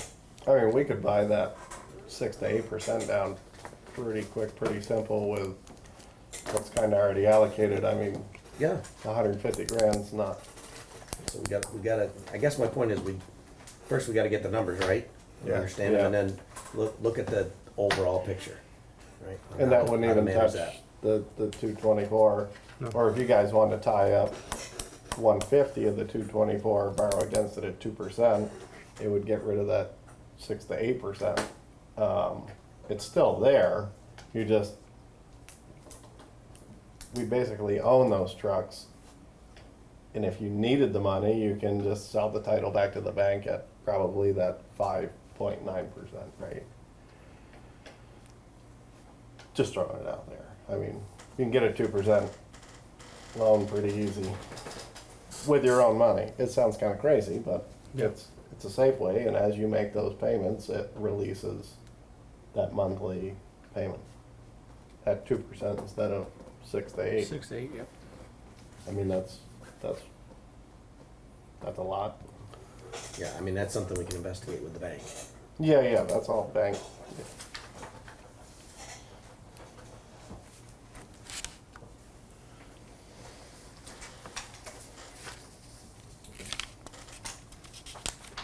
Be happy to help with that if need be. I'd be happy to help with that if need be.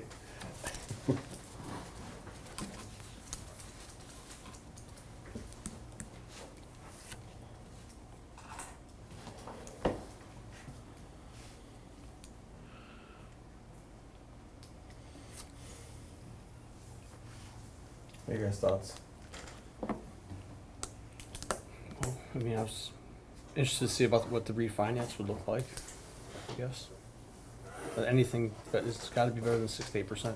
Yeah, that's terrible. Yeah. I mean, anybody should pretty much be able to. Callie, was there another place in mind that you were looking at, another bank? Community Bank, when I asked them months ago, was gonna be just over 6%. Ooh. So, the rates are not, Doesn't the matter. interest rates are not great. Okay. Who do we If do you the? that, it would just be, I mean, Community Bank NA has more municipal banking pieces. Okay. They're easier to work with in that sense. Who are we doing the bulk of our banking with? Community? Community. These stayed with East Rice because that's who they were with. Am I right, Joe, Callie? That's who we were with. You're right. So refinancing's not, I mean, if it's gonna be It's gonna be the 6 to same. 8%, we're right in the same boat we are now. two. We take Sure. mine. Mr. Chair, I'd recommend getting 3 or 4 quotes from different financial institutions, and, you know, seeing if they're about the same, or if anyone has a more competitive rate, and make that decision then. North Country was offering some stuff, and that was why I mentioned that. You're borrowing against your own money, but it's at a crazy low, I think 2%. Stewart has some money with North Country, Yeah, I mean, so. 2% is, Take it, it's win. got the no-brainer. Thank you for your recommendation. I think it's a good recommendation. That Yeah, we no, we'll look carry it into over. and- We'll explore what Yeah. what's out there for refinance options with some other banks, and if they have, if the banks have any other options as well Yeah. to get the interest rate down. Yeah. And then we'll put it on the agenda when we have that information again. Sounds good. Thank you both. I appreciate it. All right. Right of way permit, Daniel Grenier, 1266 Chandler Road. Yep, there's a copy of the permit in your application, I think. I don't think Tim has any issues with it either, and I haven't seen that one. you haven't seen that one? Not in your mailbox? There's nothing. So replacement Pierre's area. Yeah. Yeah. Yeah. As a term of the waiver for my new home that I'm putting there, I agreed to have a single entrance driveway opposed to the semicircle that my dad had. So I'm proposing that I just have the single entrance coming from the north, and I'm gonna add a turnaround at the top. Yeah, that's fine, man. I wouldn't have thought that they would even, I mean, it's an existing driveway, so. You just eliminate your other side. Yep. Wouldn't have to apply for a permit, I wouldn't have thought. Yeah. Sprinkle some seed on it. Looks good. It's basically already getting pretty overgrown, just the past couple of years since my dad passed, so it won't take much. I make the motion to approve the right-of-way permit for digging within the town right-of-way, I should say, from Daniel Granner, as presented to us this evening. Specifically, approximately 2/10 of a mile from Lover's Lane intersection with Chandler Road, on the right side of Chandler Road and north side of existing semicircle driveway as shown on the site plan. I'll second it. All those in favor? Aye. Aye. Opposed? That was in favor, not opposed. Okay, thank you, Carla. Thanks, Carla. Thank you very much. Thank you. All right, right-of-way permit, Bradtown, 149 3 Mile Bridge Road. This is that culvert, Tim. Yeah, the trailer, yeah. Yep. He's just replacing the culvert. Say how big it, 'cause it was like a 2 foot existing. A little bit of water comes off that side hill, that's my only thing. He lists it on here as replacing the culvert. That the Does- town removed. Mhm. It says. Mm-hmm. Yeah, well, it wasn't much removal, it was already out of the ground, Yeah. washed out, 'cause it was taken out by the flood. By the flood, mm-hmm. But it's I believe it's a 2 footer. Okay. I don't know if they got anything written in there, that'd be the only Nothing, thing. yeah. No, he doesn't have the Doesn't say size in anything. there. No size included. There to be a Just sign? the It should be. project cost is $700. That's all it says. He said he had priced some culverts. 700. Or he's buying culverts for Yeah. $700, you can't buy a stick That's like a 20, 18, if that. yeah, that might be an 18 black. But it should be at least a 2 foot, and I mean, if it follows all the others, it should be at least 30 feet long for the entrance approach. That'd be the only thing, because there's a lot of water that comes off that ravine. So I'll let him That's what know, happened I'll let last him know time. it's a minimum 2 foot culvert required. Do we need to have the permit amended for us to approve it? But you can approve it with that contingency. I'm With gonna that let him know. contingency. Yeah, Yeah. pending it, you know.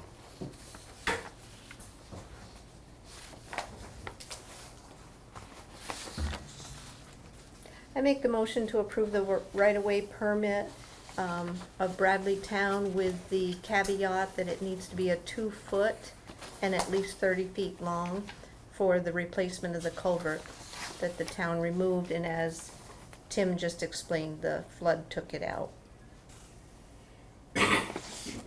I'll second it. All those in favor? Aye. Opposed? Ayes have it. Thank you.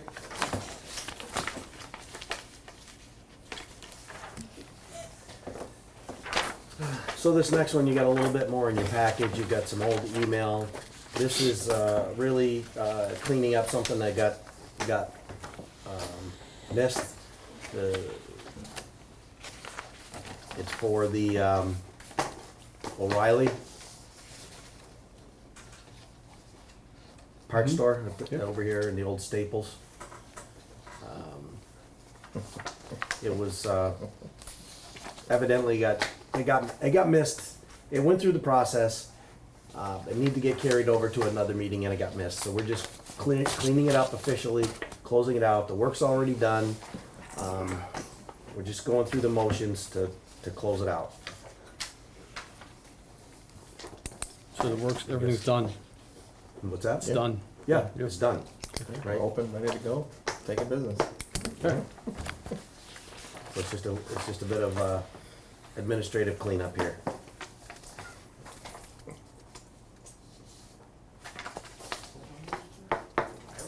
Yeah. Sidewalk? Or no? Yeah. Curb cut for the Curb cut ramp, for the tie ramp. into the new water line, So, crosswalk. That's been the sidewalk, because they're the one that had to go in there because of them. Right. Mhm. Yeah. That's Jack. And the work's all been done and completed. so if there's there wasn't a standard on the sidewalk installation at this time, correct? There was no by the town or an engineer or what have you. From the town, no. Right. So we're talking about a handicap ramp that's on the sidewalk that's, Going into the building. oh, copy. Okay. Not And the, there's I'd have to look, but it's probably one on the crosswalk I think there is one. as which I was well, looking at. from the Both parking lot, ends. Yeah. the crosswalk, and then into the building. So it's Yeah. probably one on each end, right? but have not to the look. one that's banked up like Thunder Road. Yes, going, yeah, it's at that end. At that end, there would be, at the far end. Closer to the store. Okay, gotcha. Yeah.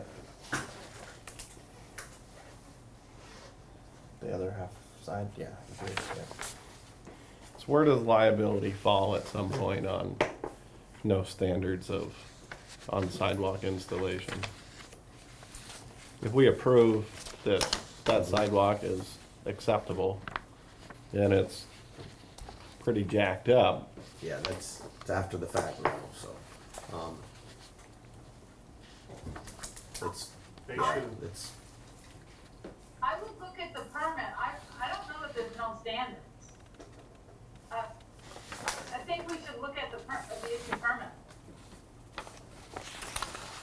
oh, they, Bob's pretty good about making sure that they comply with whatever requirements are out there. I mean, I would think it would have The to be only- I don't installed. think we really do, because. the only standards would We were be what supposed the, to work- I was for the supposed to work with zoning Tom, would be and he at, never would- came back. at the zoning side of things, right? It's the same as the driveway. Right. A Yeah, through there's nothing. F, 5 through 9, yeah, all the same. Yeah, cause that's Yeah. just the working right away permit. Right. That's Yep. all you have in front of you, it's the same permit, Yeah. regardless if Right. it's that or a driveway, but. Yeah. There's no design or anything, or design rules. Not for this But permit. no, we Not for this do permit. not believe that we have So- any standards to be upheld with sidewalks. I mean, it was discussed many times and never done anything about it with people. It was avoided. I'd have to look at the zoning regulations as well, they may refer to something, like B71 for the state for the road stuff, but off the top of my head, I'd have to look. I'd be willing to bet that that one over there did not Yeah, this was in, meet standards. So I mean, by all rights, could they just put in a paved sidewalk at Check that off, it's clear. a third of the cost? Does it clarify anything right here? This is from the insurance company. We just that lot, that, this was, this little was done in section there. 24. it says about, talks about repairs. And then eventually we're gonna start maintaining this stuff at some point down the road. It'll be past my time. That's why I'm having Jerry clarify that for me. I would've thought that It's the in your packet, business the insurance that places. paid for it would have gone back on the That- workmanship. What is it? That insurance piece is in your packet. Yeah, so on the back side of this insurance, it does say on the back. The packet Vince gave us. Westfield Yeah. Insurance? I knew there was insurance paper somewhere. It just, all that does is just prove that they have insurance, that if they damage anything while Right. they're working in the right of way, that they have the insurance to Oh, while cover. they're So working. if they dug up a water line Right. and caused That's right. damage, So they it's, got So it's not insurance so to much cover damage that. afterwards. just a COI, essentially. Yeah, Yeah. that's all it is. It's just to prove insurance that they have, I mean, or Yeah. if somebody's driving Yeah. an excavator, swing out into traffic and hit a car, they got insurance to cover that. Yeah. Dig up the utilities. Well, it's definitely something for us to pay attention to going forward. Yeah, For that, sure. I would think that would have to be in the zoning, Yeah. the zoning side of things and, The sidewalk details. yeah, I mean, if we're gonna force people to put them in and, I mean, they should be in. And, like, to your point, Chris, they did have, they could not do a paved, there was a big discussion about what that sidewalk had to look like. I know, I don't recall the details, but, so I think, you know, dismissing the standard issue isn't appropriate without looking back on what they were asked to do. Gotcha. And then who's overseeing this stuff? So, you know, the ramp was missed, so that's certainly not handicap compliant right out of the gate, right? So who's overseeing some of these projects that is being done to, again, a standard? Whatever they proposed to the DRB was met our standards, that's all I can tell you. Okay, Because otherwise it wouldn't have been approved. It's just that they didn't go to the select board to get the right of way permit. Yeah, but I think he's asking who goes back after these projects are completed to find out if they were completed to standards. Yeah. Well, last I knew, we didn't have an employee that did that, so nobody. The staffing issue. We don't have, that's why we didn't do a certificate of occupancy, that's why we didn't do certain things in the zoning regulations, because we don't have staff to do the work. I mean, I'm not trying to put more on Tim's plate, but, I mean, a 2-minute drive-by, especially if we're gonna start maintaining this stuff again in the future, not today, not tomorrow, hopefully, but in the future, it's probably gonna go that way.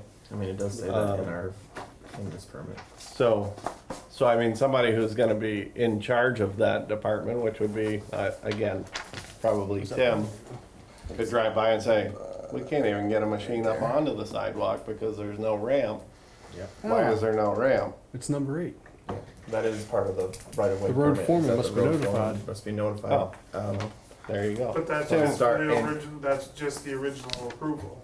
It's not an oversight after the projects are complete.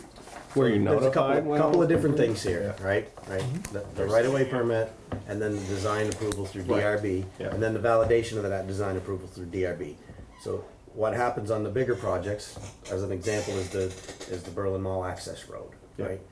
The town hired and paid for a private engineer to oversee that build process and monitor, provide daily reports, and those type of things. So if it's a major construction like that, to Carla's point, staff doesn't do it, but the town pays for somebody to do it So on we, those bigger projects. so if we pay for somebody and it's not done to our Then guidelines, that's a problem. who's, Well, yeah, Yeah, but I'm sure on this one, we didn't pay anybody. right. I'm not aware of any oversight on that. I suspect that was a requirement of the grant or the funding. When a private developer comes in and puts in an application, and we have nothing to do with it, I don't think we don't have anything that says that they are monitored. I'm not saying that's a good thing, at all, I'm just saying I Right. don't think we've gotten that far in the progression of our zoning, because we don't Right. have capacity. Well, I think Tim said the same thing, right? Normally, it's the property owner that follows up to make sure it's done to whatever the Well, yeah, design like was. I said, I'm surprised whoever paid for that sidewalk over there didn't want it Right. fixed after last winter. I mean, they paid good money for Yeah, I mean, And we, not- we, what well, isn't safe we would anymore. know if they made any issues with it or not, Yeah, anyway, that's all right? on them. We'd have at to this reach point. out to whoever the owner is to find out if they did or not. Yeah. 'Cause I it's can not tell you ours. they didn't want to put the sidewalk in to begin with. Yeah, Yeah, So it doesn't surprise me. show. Shocked. I mean, I don't blame them, but but this has just for the Right, right away, okay. right. That Yeah. never got, board approval, Well, but for should- whatever reason. Should we approve it if it's not to It's a standard done. or a spec? I mean, the work is done, so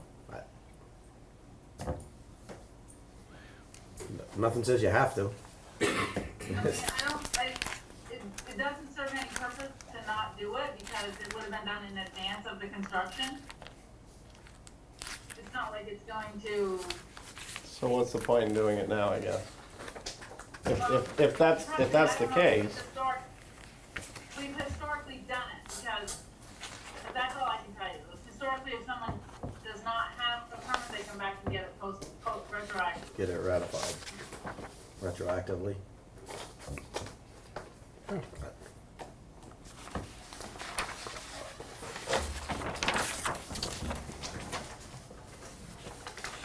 I'm in a little bit of a crossroad. I don't know. I mean, to say we're not involved but require something involves us, right? And if we're requiring something, But this is just to give them permission to work in the town's right of way. That's all this is. It has little to do with the Standards. details of the design for the owner. And the town's not in any way, shape, or form a part of an owner on this yet. right? Yeah. That's where the gray line comes in, right? If we're gonna adopt something and take it over eventually, I don't think there's any intent to do anything take anything over on that mall, over in that space. Right. There's nothing that I'm aware of, for sure. And I just wanna point out, since we're going down this rabbit hole, right? In our zoning requirements on sidewalks, the select board has the right, in those zoning requirements, to have the property owners maintain them. Maintain them. Yeah. That's in there, Yeah, okay. so All right. there is that. If that makes anybody feel better. Yeah, I mean, Still need that a motion certainly to makes approve? that makes a huge difference. Yeah. It really does. I mean, Yeah. This feels weird. We need a motion to approve this? Okay, I guess I make a motion to approve the permit for digging within town right-of-way, travel portion of highway for Vision General Contractors. Oh, second. All those in favor? Aye. Aye. Aye. Opposed? Ayes have it. didn't mean to drag that out for Thank everybody, you. but. Give people money or It's what you want. They're good questions. I They're mean, good questions. moving forward with the sidewalk stuff. Well, the sidewalk criteria is, it keeps coming up, right, so I think that's something that we gotta dig into. Something that's And taken get over more our heads, clarity yeah, on, For Beautiful. sure. That was more beautiful. clarity. Okay. Capital improvement plan, continue Well, there it reviewing is. update. So, I don't wanna, beat this up too long, but this is kind of what we have talked about. Actually, we're talking about this document now, as we whittle it down more and more, right? So, this kind of gives you a little more detail of where we're trying to go, right? Or at least where I think we're trying to go. Night.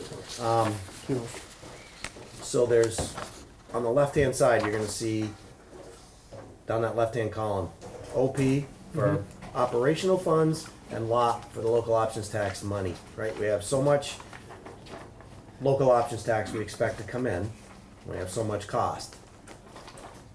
How we distribute that, right? And manage those funds now, we're getting into more and more of that. That's what this is showing you, and how much for just the fiscal year 28 budget is being allocated, should the board agree. Again, this is one sample, like we did the salaries, got your input, we'll put it into one document, and then we'll review that for the total cost. But it seems more straightforward, less distractions if we go through it piece by piece. And that's what we're trying to do here. So that's what this shows you for 28. So it shows, again, we took in 1.2 million in local options tax last year with an estimate of 900,000. So I started at the 1.2 million this year for local options tax. Hopefully it goes up and not down. So everything that you see highlighted there totals 1.16 million. Right, so that leaves a little bit, but wait, there's more, like a TV commercial, right?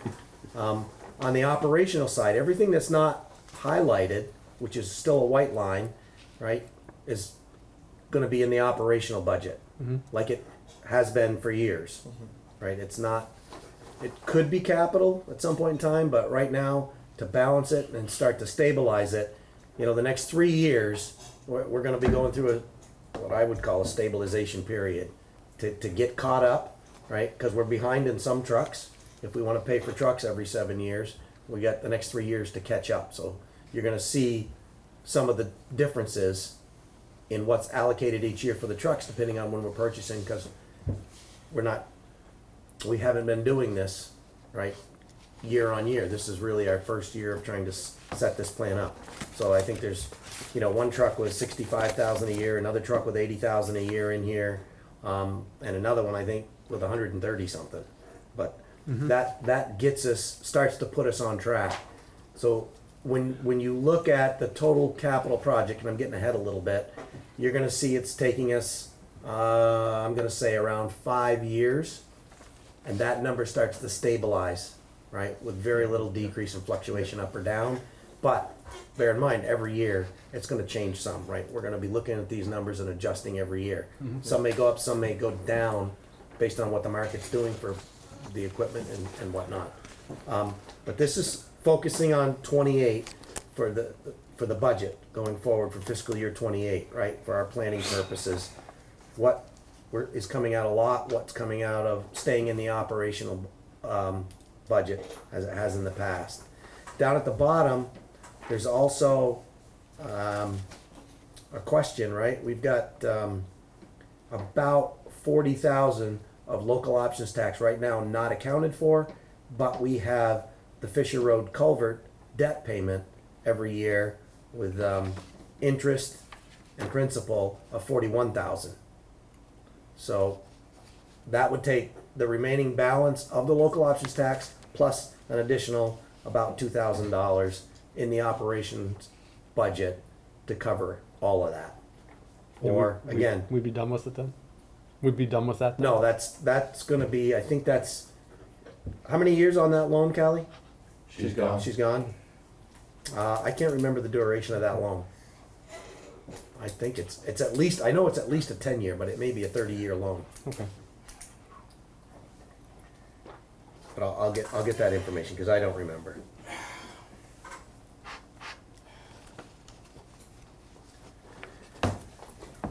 And now, again, I'm gonna have to go back and readjust this with the right numbers for the Rescue One as well. Yeah. And is this something like we talked about, or maybe we're getting to that, the articles that we're going to Yep, put out? that's, funny you should ask that, Mr. Divoblis. Here is a Articles are sample of important the to you. articles that will be on the ballot. If we wanna add more, I'll need to know that tonight, because they're actually due last Wednesday for Rachel to get on the ballot. I mean, we can adjust it if necessary, but, so we did get 5 on the ballot. And what goes with that is Carla will like this, that reserve fund policy. So each one of these will have a reserve fund policy that will be visited every year to put that local options tax money in, that will be on an article for the residents to vote on, Okay. right? So the money our continues. cutoff for town meeting next year was last Wednesday. For the articles to be produced for what's coming up. Wow. In November, November or for town No- meeting? For town, November. for November. Okay. Yes, sorry, Town meeting. Okay. not town meeting. Did I say town meeting? No, that was my question, whether Okay, the cutoff no, was for. it's for town meeting. So we'll be Because good, that's what we Yeah. had told the residents we're gonna try to do, right? Yeah. we'll be good for town meeting then. Yeah, so, again, you can look at these and see how they're worded, but that's what you're gonna see. And for each one of those, there'll be a reserve fund policy that they'll also be set up, right? So they'll go into their own separate account, that's what they look like. Actually, there's 5 here, there's just enough for everybody. These are all different, for what they're for. Like the 2 fire trucks are in here and, I got the couple reserve of, fund policy, got the fire excavators trucks in here, and some highway trucks. Usable, yeah. So that's important, the voters will get to look at this and say, they give their yea or Correct, nay. and it's gonna show up every year until the equipment's bought, which means, right, the risk is, Right. there may be a year when school tax goes crazy and the voters don't want to, they may vote it down, right? Which is gonna extend that purchase by another year, cause it'll show up on the next year's ballot, and it'll keep showing up until we purchase it, right? Or it gets, if it's 7 years we're saving for, and they skip 2 years, it's gonna be out to 9 years. Right, which is what the trucks are, they're 7 years because we go through the warranty period. And So then we the may have price 2 is years. exacerbated by Well, the every length year of we time. revisit it, right? Just saying If whether or the not. trucks continue to go up, Reserve fund policy. each year we're gonna have to add more Yeah, it's all to it on the ballot one is for them to vote for. different. But again, it's fully transparent, and it won't show Oh, up that's all the same. I in the got one operations 43 budget. here. I got the so fire the truck. big picture of And I've got these rescue items ones. Yeah. for the November ballot, That's what is we're that, looking is at. that That's an creating, example. is that creating a request for funding, or just kind of a bookkeeping thing, we wanna create these funds? That is for the voters to say yes or no, or that they want the To board to spend create it, those or- funds. Yep. To create those funds for the purchase of that specific vehicle in the year that it's due. That's pretty clear. Yeah, I think so. Plus So we're gonna transfers, you save can do. $60,000 a year for 5 years and spend $300,000 on a dump truck I 5 don't years from now. believe in that, but I'd And it's coming out of the local Asking options that. tax money, not the tax base. I determine whether we buy a truck or But not, we gotta catch up. Every year? is not good quality. Yeah. Every year. Yeah, and there'll be a gap, Cause but when it comes to the trucks, the dump trucks specifically, Yeah. they're not there. there'll be a gap, right? Because we have 5 trucks, and we're going 7 years. Because they'll be out of So there's warranty. 2-year gap. And Gives us an opportunity to Things do like that, some then other oil changes. things with that local options tax, even though our buffer, An oil should change get voted will down go 1 on year. The 40 other thing it does is it Well, gives wait us a the minute. flexibility Yeah. with the Easy. planning board. If you wanna plan Easy. The exhaust systems right? on those They trucks have to are fill out that 25 CIP grand. form. We should be Estimated deleting that. cost, it can be budgeted because it's a capital But you know what I investment. If it's a mean? building, for Yeah, example. it's- we're gonna do a they should scoping be on a study or set design, schedule. preliminary design, That's it. that can be included. There's two conversations going on. You guys that are talking in the audience, it makes me on the online go crazy because I can hear, all I can hear is a bunch of people talking. We're multitasking, Carla. Okay, I'll shut up. How's that? Me too. Let's. That's the idea. Thank you. There's this one. Oh, okay. Any other copies for you? Pass back, keep it there. Would you like to say something, sir? But, I heard you saying something. Would you like to say something about it? well, just that, like, it's a hard thing to do with, like, trucks, like you were saying. Like, the warranties are 7 years. We try to run them on the warranty because the price, once they get out of warranty, the prices go up on maintenance. Our maintenance budget will go out of the sky. Norfield's having a problem right now. They just ended up spending almost, I think they bought 3 trucks because they did the same thing and now they've got 3 trucks that are no longer fairly usable. They had to go buy a used one last fall to make it through winter. I'm just saying, like, they should remain on that set schedule. When the warranty's up, the truck should be going down the road. I mean, the motors in those trucks are 50, I mean, if you pop a motor, it's 50 grand right out of your pocket right there. The exhaust systems, which are all covered under those warranties, are $20,000 to $25,000 and going up now to meet the 2027 tier emissions. That's gonna add another 10 grand to certain chassis. So you're looking from $20,000 to $30,000 for an exhaust system if it fails. And the rate that this DEF system is killing trucks, it's going through the roof. So I mean, I imagine Joe's probably gonna fall into Yeah, that same you mean, category. Same, Mm-hmm. same standard. All their trucks are gonna have DEF systems on them now. Mhm.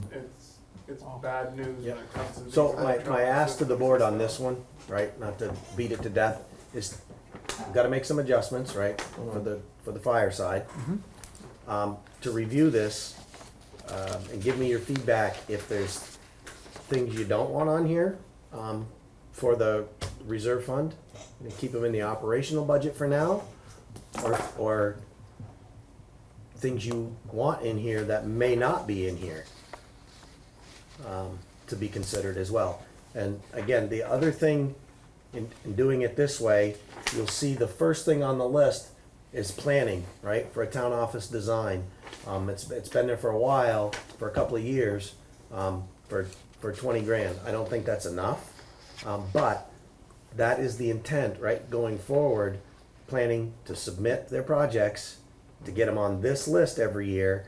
If they wanna do if the board or they wanna do a scoping study or preliminary design with a contractor for a police building or a town building here, whatever, we can budget that for local options tax money every year, a certain amount to go to planning for that kind of work to be done, and not, as we have in the past, oh, let's do this and then figure out where we get the money after, or go looking for grants. We can do both, right? We can budget money and go look for grants. But again, at the end of the day, the intent for that was for capital projects and to help stabilize the tax base and not keep hitting the taxpayer's pocket for it. That's what the local options tax was for. So again, just when you're looking at it, keep that in mind, because I'm sure I didn't think of everything. But it's our first year doing it this way, growing pains, I get it. I'm gonna make mistakes on it, I'll tell you that, I already did apparently. But 5 more sets of eyes isn't gonna hurt, and the questions, please. So we get this right out of the gate. And again, every year we're gonna be looking at it, adding another year. as one comes off. Sorry. Nope, go ahead. The excavator shared at 150, is that 150 per department or is that 150 total? That's 150 total. Okay, Sure. right, yep. Well, for the highway, it's, Yeah, is that what he's asked? Like, Yeah. is that what you're asking? Yeah, is it 150 highway, is it 150 water? Yeah. So that's Yeah. 300 grand. there'll be, water will be on the other side. You're not gonna see that here. I mean, That's self-funded But that's, on their own, but that's probably, you mean, that's definitely on the high side, but that's also a couple different size buckets, a ditching bucket, a digging bucket, a small pipe bucket. 300? That's high side. You know, the last time I got a quote on one, it was 240, Yeah. but then, Yeah. Carla, you had so when I something to went in say? there, that's just what they put in there was 300. So I don't have what you're looking at, but is it normal to go to each individual piece of equipment, or should there be a highway reserve fund, a fire department reserve fund, equipment reserve fund? The only reason I'm asking is because I'm all for transparency, but we're responsible for meeting the needs of the town, and if we need a vehicle and the voters, and we have a fund of money that we can decide what are priorities, that's easier than, they're still, the voters are still approving it, but they're approving it in a larger, replacement vehicle context, but it's one fund. I don't know, I'm trying to get this across, but I've been up since 2 o'clock this morning. So I'm not sure I'm making a lot of sense. No, I understand what you're saying. That is another option, and I set it up this way because it was my understanding, right, from after the town meeting and other discussions with the board, there was a request from residents to be very specific on, these big ticket items and not just one big number. That's why it's broken down this way. But other towns do it exactly what you just said. They'll set up a reserve fund for highway equipment purchase in a lump sum and put some money in it for a purchase. So the answer to your question is yes, it can be done the other way. It was chosen this way based on input from the residents, if that makes sense. I just want to be, I think we can still be transparent by saying this is the reserve fund and this is the plan. Because I think in some ways it could tie hands if we had some sort of emergency situation. That's all I'm thinking. Or unknown, unforeseen circumstances. The process is the same either way. If you set up a reserve fund for equipment purchase, and if it's outside of that, you still have to go back for a vote. I get it, but if something breaks that you weren't anticipating fixing, you could put it up in terms of the timing over something else, is all I'm saying. Like a reallocation within the department? If you're Within the highway budget amount, just the highway. And, Correct. highway separate from fire. it's an option. I mean, there's others that do it that way, for sure. I see the idea. Yeah. 6 to And 1. like Tim said, if suddenly, there's 3 things that are 3 different pieces of equipment and one doesn't get voted on, what happens then? I mean, that's where we have to make decisions, but it ties our hands up to the decisions that we can make. But are you talking repairs or are you talking replacement? Well, I'm talking replacement. I'm saying something died unexpectedly or whatever. There's always things that happen. Or Tim decides he needs one piece before the other one, and we haven't funded that one yet. I'm just thinking for flexibility and meeting the needs of the town, both the highway department and the fire department. And I'm just, like I said, I'm just throwing it out there because it seems it seems unusual to go to that level of detail. Now, should we say, this is how much money we're reserving, and this is what we're reserving it for? What over the course of time we plan these funds will be used for? Yes, I think we could be that level of flexibility, or that level of transparency, but not tie the hands if you need to buy something quicker. And I'm done because I can't think anymore. Stu? You know, I hear Carla saying that she's worried that the town is not going to go along with our plans. But I think the way that we've set this up is meeting a need for information to the voters. And the way these funds are being paid for out of the local options tax and not out of the local property tax is going to be really acceptable to the voters, and they're going to approve these.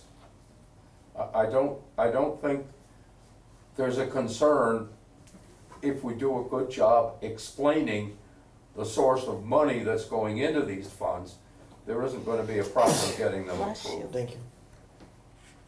Yeah, I agree with that, Stu.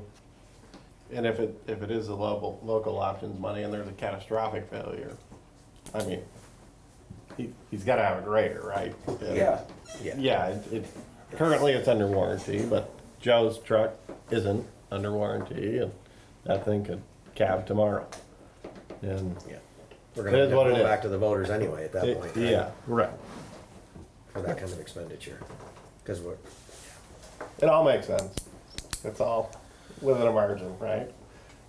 I see the breakdown is, it makes sense too. so again, I will make the adjustments, send it to the board again.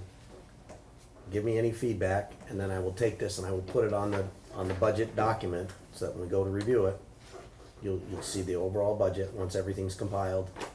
Right, when we go through the budget review, it shouldn't be the first look at everything, Right. right? We have to approve those ballots, those items for the ballot tonight, correct? Yeah. Well, or I need to beg for forgiveness, because I've already submitted them to hit the deadline. And it was the ones that got passed around. Yeah, I actually didn't see them all, but it's it was basically this. there's 5 of those 5. Maybe I'm just being stupid, but why did it need to be on the November? To get the ballots, to get them on the ballot. Apparently that's the lead time in talking to Rachel. No, but why was it November and not for March? I guess that's my question is, why are we putting it on this? Because the original conversation I thought we were having is getting more people to attend like town meeting. Correct. So my question is, why are we putting it on the November ballot when our Check. I got original conversation was town meeting? Sorry, that's just, Yeah, I thought it was gonna be for March. yeah. I did too. yeah, and I think it is for March. yeah, and Then I it should be the same time that you gotta submit the town reports. Yeah, Town budget is Town before budget. January for town meeting. Yeah. right. Well, no, that's why I'm asking why the cutoff for ballots would be It's probably that long. last week. It's because it's for November. Yeah. I know, but that's why I'm asking why we're doing it for November when we. it should be. I completely understand why you're asking. Yeah, yeah. I will check, and 'Cause I think we should have time. I can make the corrections if it is. I'm sure I said for town meeting, because that's what it was all about. Because technically there should be more than that on there, right? Right, If there it's should gonna be be on more there- for yeah, there town will- meeting Yeah, Well, there'd and, be all the appropriations and all that as well. right. right. Okay. But like Joe Let me- stuff. Sorry, not to. No, that's okay. Let me follow up with that one. With her. I know we had that discussion, so. Yep. Because I know last year they had problems with the printer. So I think it was. That's why it's got to go in so early. Yeah, that's where I thought it was at, so. I mean, I can loan my printer out, but she's gonna go through some ink. Take it to Yeah. the library. Okay. But that's the intent, right? Again, it's first year, so we can go either way, but this is the way that I thought we wanted to go in general. Okay. Got a lot of homework. Sorry, man. It's okay. Okay. We're here for it. That's right. My direction. Traffic and vehicle ordinance amendment, revision, review, and decision. So real quick, one of the board members, Brian, noted that Brookfield Road was missing for the 25-mile-per-hour speed zone. I will have to make that correction. So right out of the gate. I have had the comments from the police because this was one of their gripes.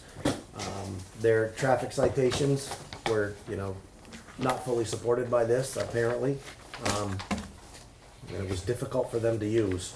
So we cleaned it up, dressed it up, hopefully to make it better for everyone and to be able to enforce it as well.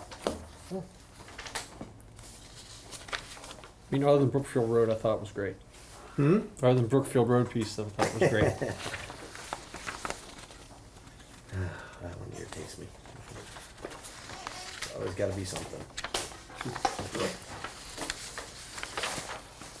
Should have sent it to HR first.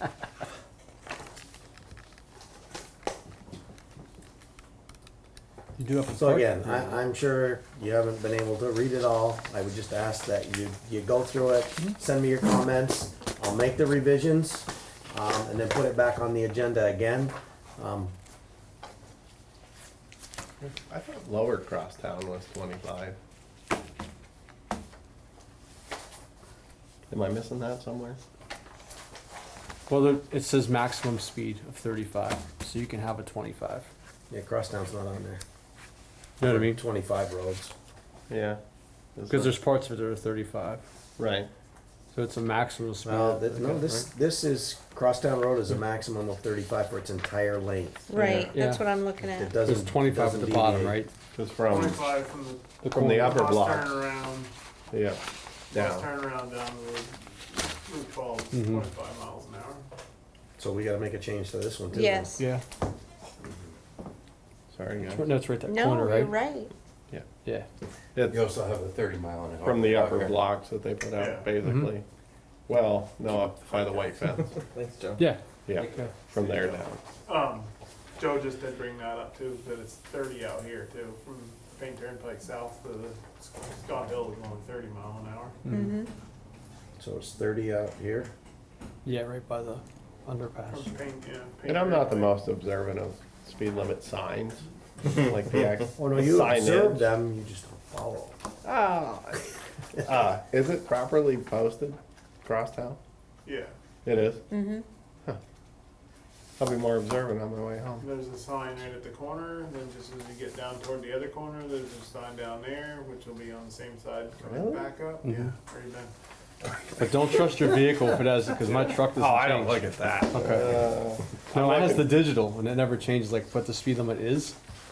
It never changes on the way down. On the way down, it's all 35. On the way up, it's 25 the whole way. I usually have to look a quarter mile down. Okay, so give me that. We'll get this one updated and off the list as well. Okay. Okay, reallocation of CDS funds from Riverton wastewater to pump station. Okay, so I've got an email from Craig. Craig, yeah. somewhere right here that's in your package, I think.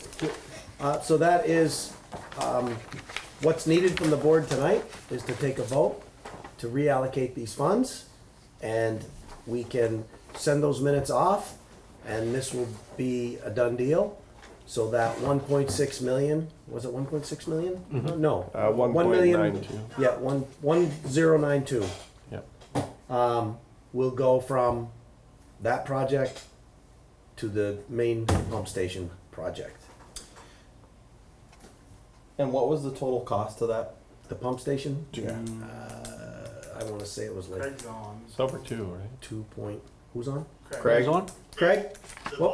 bond vote amount was for 2.6 million. 2.6. And what's the interest rate that we're giving, Craig? 0%, I hope. There will be a cost share waiver, so there'll actually be no cost share with this grant as well. Yep. That's great. So, that's the update on one. that one, so they will be, should the board approve it, there will be a reallocation of those funds to that project. Stu? I certainly don't want to use the term sidewalk to nowhere. But what is the purpose of the pump station? I may just not understand this at all, but it seems to me that the purpose of the pump station initially was to serve this new wastewater distribution item that we decided not to do. Nope, so No. opposite side of town. So this is to update down near, The pump station down on 302 is about 40-something years old. Oh, And it's going to be okay. completely So this is redone. not It's work, taking this money- is not work that's happening in Riverton. No. It's happening elsewhere. Stu, it's reallocating So the we're- money that was. we're taking the grant No, money no, that was no. approved there. I'm cool. and This is moving it to a great. new I love it. Something. Go ahead. to a previously approved project. yeah. I remember voting in favor of the pump station down there. Yes. Yes. That's where these funds are And going. it's Yep, great. taking $1,092,000 from over Oh, that's there wonderful. Yep. down there. Let's bring it on. Okay, that's the update. Any questions on that one? No, I think it's Craig, helpful. anything else you want to add? Just that, this will be a huge help for this project. This project did not qualify for low interest, state CWSRF funding, so, without this money, we'd have to be going to the bond bank or somewhere with a, much higher interest rate. So this will be a huge help to the affordability of this project, and this is the most critical asset in the wastewater system. It pumps every gallon of wastewater to Montpelier, so I appreciate the support of this reallocation. They haven't voted yet. Don't appreciate it yet. Need a motion. Yeah, please support. Well, I'll reallocate funds from the Riverton wastewater to the, what's it called? 302 pump station, Pump station, there's the pump station. main pump station. I'll second that. All those in favor? Aye. Aye. Aye. Opposed? We got them reallocated. Now you can say it, Craig. Thank you, everybody, for your support. Thank you, Craig. Thank you, Craig, for all that you do. I'm glad we found a place for that money. Oh, yeah. It didn't come easy, did it, then?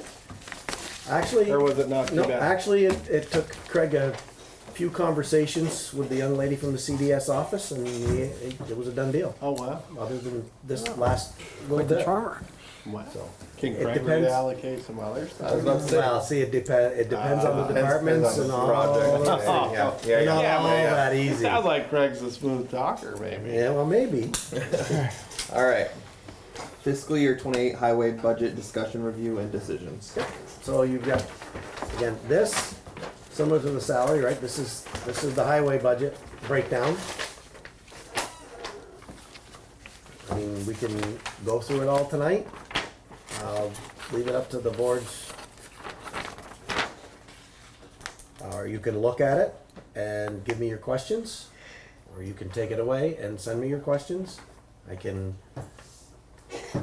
This implement was an those. email, right? You sent us this. Yep, you have this electronically as well. Yep. Thought so. And if you have any specific questions, Tim's here tonight to answer them for you. What you'll see under, well, you'll see the headings where it says fiscal year 26 actuals. That's what we spent in 26. This is the 28 budget because we don't have actuals for 27 yet, obviously. To give you some idea of where we tried to stay reasonably close, level fund, or raised it some for the budget. Have a good night. Hey, Joe.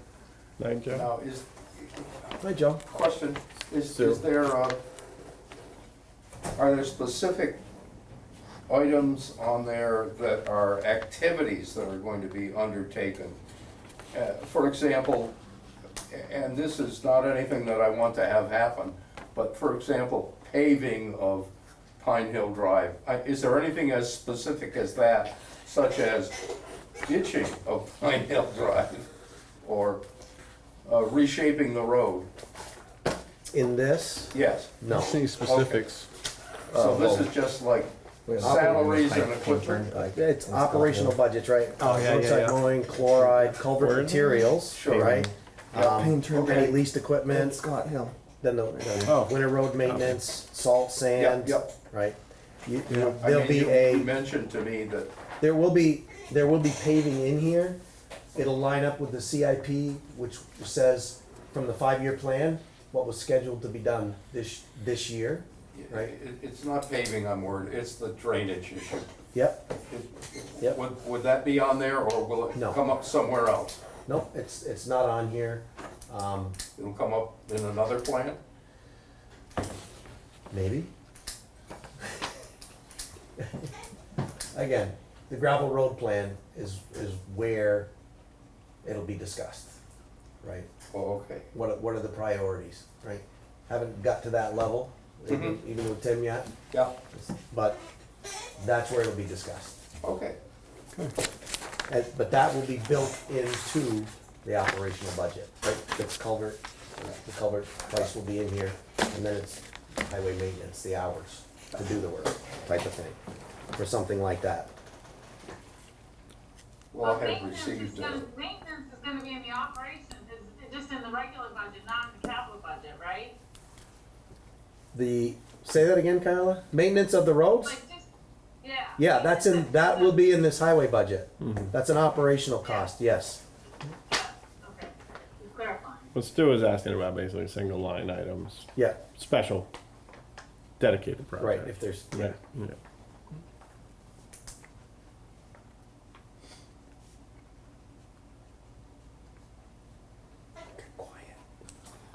I can read it, sure. I'll send you my thoughts. Just Yeah. email to you.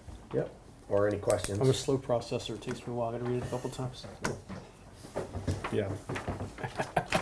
I'm good with that. just to follow up with you, Vince, you know, I've received some information from Jill and Frank that would happen next year.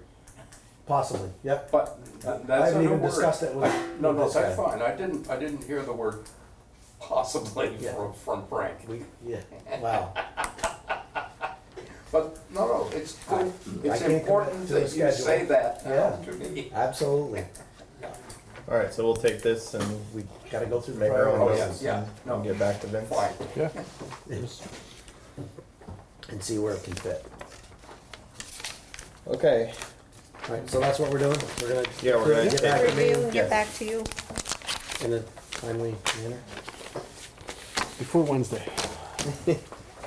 Minutes of July 13th, 26th, oh, sorry, July 13th, July 27th.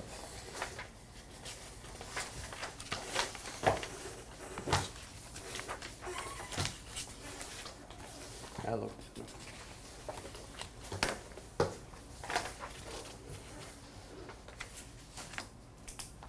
I just wanted to ask Tim if he had any comments on his budget for the board though, before we moved on, I'm sorry. Oh, sorry. Chair.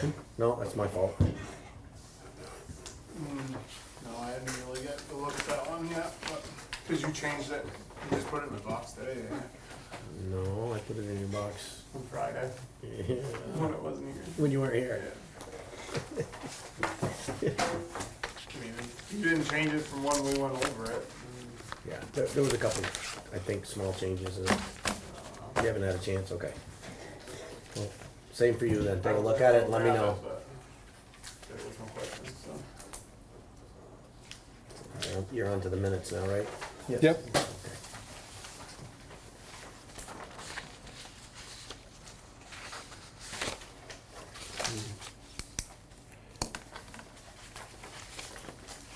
I thought they looked good to me.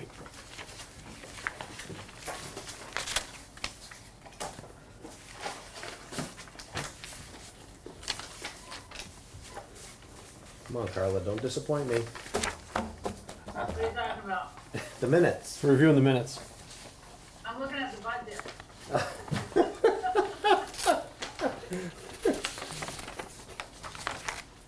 I'm too tired to read them. I'm telling you, I am exhausted. I sat for 6 hours at Chicago Airport. I told them you were having a nice time on Spent 4 vacation at hours in the Chicago pool, man. Airport. Chicago, oh. Gotta watch out, Chicago. Right? I make the motion to approve the Monday, July 13th, 2026 minutes as presented. I'll second that. All those in favor? Aye. Aye. Opposed?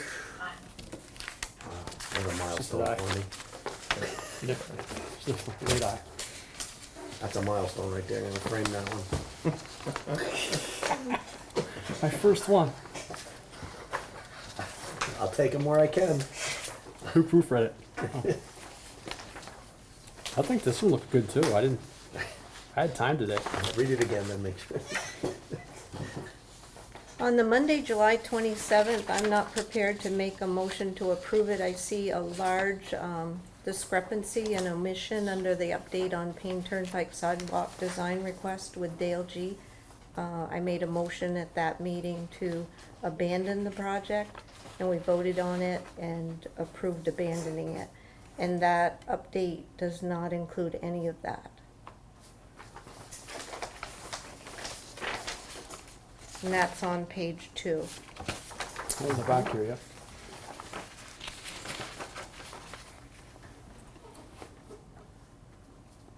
I remember that. And it's in the Orca video.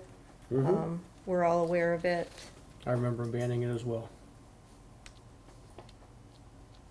So I don't believe we can approve those minutes as presented.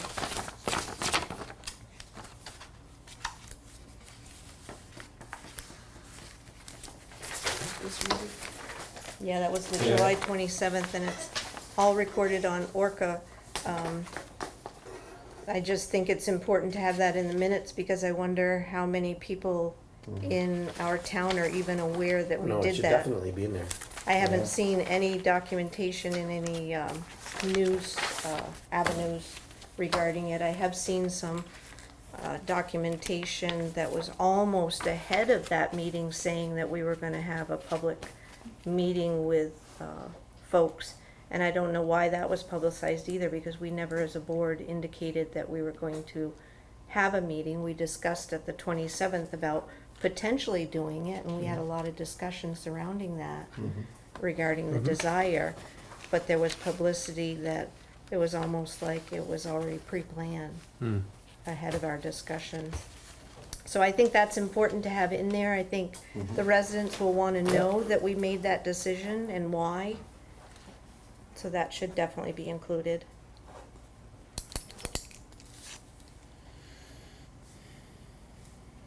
Yep, for sure. Okay.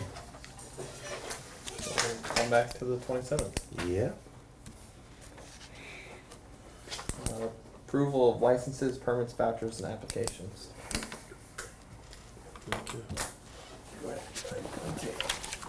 Both these? With that one? Yeah, this is the executive session. Issue? Yes, sir. Okay. I make a motion to accept the payroll warrants 27-03 for payroll from July 26th, 2026 to August 8th, 2026, to be paid on August 12th, 2026, in the amount of $74,530.11. Payable warrant 27G03 with check number 26392 to 26455 in the amount of $216,958.21. Payable warrant 27S02 with check number 4737 to 4752 in the amount of $33,350.42. Berlin Mall payment of $181,644.11. I second the motion. Any questions? All those in favor? Aye. Aye. Opposed? Thank you very much.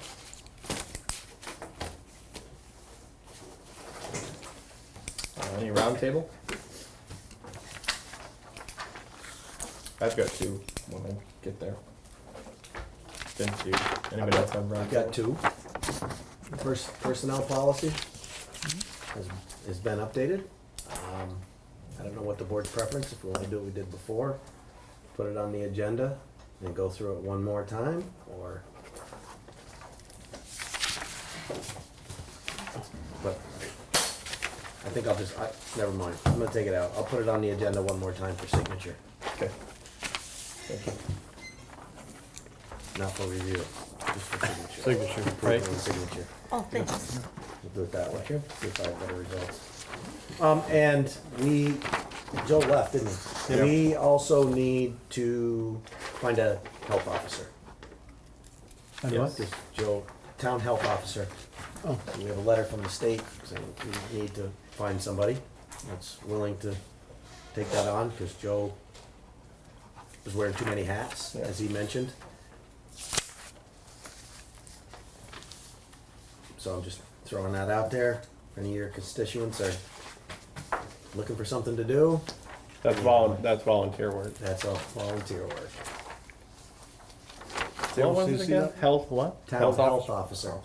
You see, there you go. If anybody's interested in the details, I'll get them.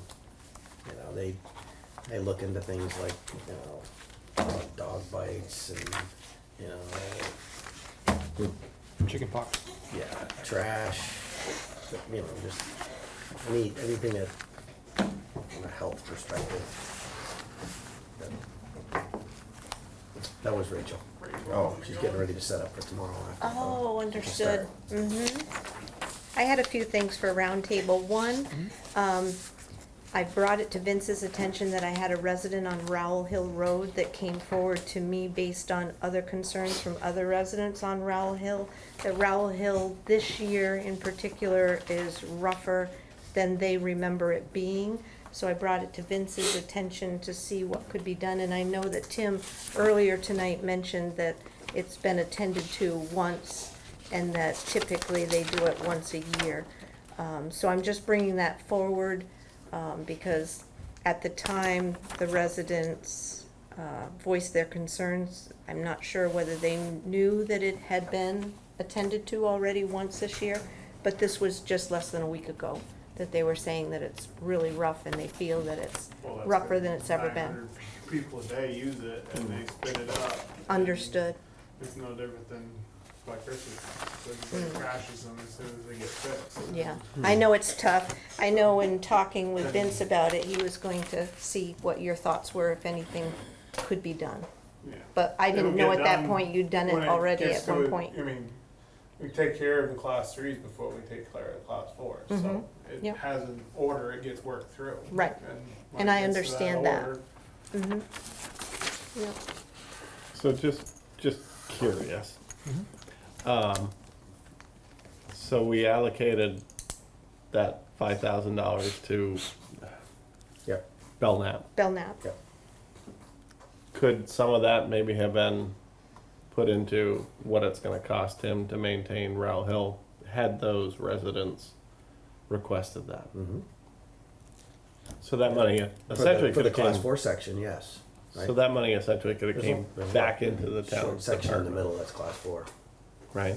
What's that? There's someone Sorry. to said something. So that money could have essentially came back into the town's department for fuel costs, grease, blade maintenance, Yep. et cetera. Yep. Or they can hire somebody to do it, other than the town. I mean, But is that really an option? Shouldn't be. I mean, That's my that opinion. leaves a pretty big window for. yeah, it does. Again, that's 'Cause why technically we when- gotta look at the when- policy and when you- finalize it as well. You But mean, I thought the purpose of that fund was because, Tim, you couldn't do the work. no, nobody never said we couldn't do the work. It's just we No, don't. I thought there was something in the policy that we weren't. Well, my intentions when they brought that policy forward was it was meant for the roads that we don't maintain, such as the end of Brookfield Road. We don't maintain the upper half of Belknap. Chase. Chase Brook. Right. I mean, it's not the roads that get, Rowell Hill's kind of just a through road. These roads are roads to nowheres, they're dead ends, Belknap, the end of Brookfield Road. I think we just need to review, get that policy out, resurrect it. Yeah. Let's go through it again and clearly define all the questions, because there's Agenda a lot of item. There's too questions. many questions. Yeah, It's a the good other thing, agenda if we're gonna item. talk about roads, I'm just gonna throw it out there. I think we need to do a little bit more research on our roads as well. Yeah. And develop, along with the 5-year plan, you know, a plan for some of these, just as an example, and I'm gonna get crucified by people for this, but I'm gonna put it out there to the board. We have a fair number of modified driveways, I'm gonna call them, that the town maintains. Longer, shorter roads that lead to one home, right? That we spend a lot of money maintaining, more money than we get from the mileage that we're allowed from the state. The exact numbers, I don't, I'm gonna produce that calculation at some point for the board. But I think we need to revisit that and look at that, as well. I know we wanna take care of all our residents, but we also wanna manage a budget, and, you know, there's one class 4 road that probably has more people on it than some of the roads that we actually maintain. Right. Right. Does that make sense? Yeah, man. It's not so much even the people that live on it, it's just the people that use the road. Well, there is that too, Everybody right? uses it as a shortcut. And Yeah. then, I mean, Well, prime example, if they use 4-wheel drive going up through there, I mean, it would It's probably save significantly. that road significantly. yeah, But I get it, but those are the kind of things I think we need to look at and start to make some decisions on going forward. It's gonna be a little bit of homework for Tim and I, but I wanna put it on the table that we should think about having that conversation and really sorting some of this out. That's you. Just taking No. care of you. You, buddy. I divided yours by section for you, easier to manage, I see. help you out. I just. So again, I just wanna throw that out there. And again, I haven't had a chance to sit with Tim. Because he's on the road, but it's not gonna happen this summer, but maybe this winter. Tim and I can sit down and really take a hard look at that and bring something to the board Crunch. over the course of the winter on recommendations on what we can do better in that area. Right? Even some type of scheduling, and I know Tim's not a big fan of scheduling, but again, in fairness to him, I get it, but at least if we can give the residents a window, right?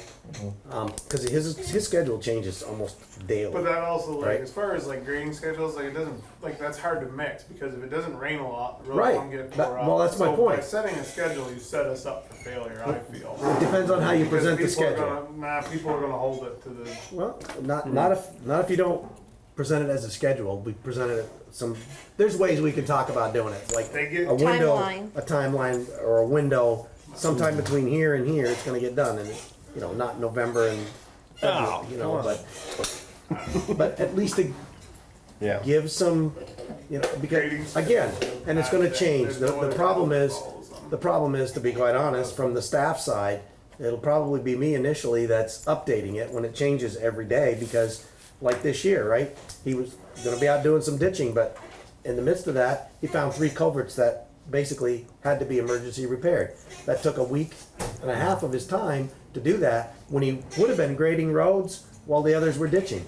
But, so those things happen every year, and not everybody understands that. And that's another thing I gotta figure out for town meeting, to put some information out to educate the residents on that as well. So they have an understanding, yeah, your road's gonna get graded, but we're gonna have emergency culvert replacement that may delay it. So it's gonna get a little worse before it gets better, but, you know.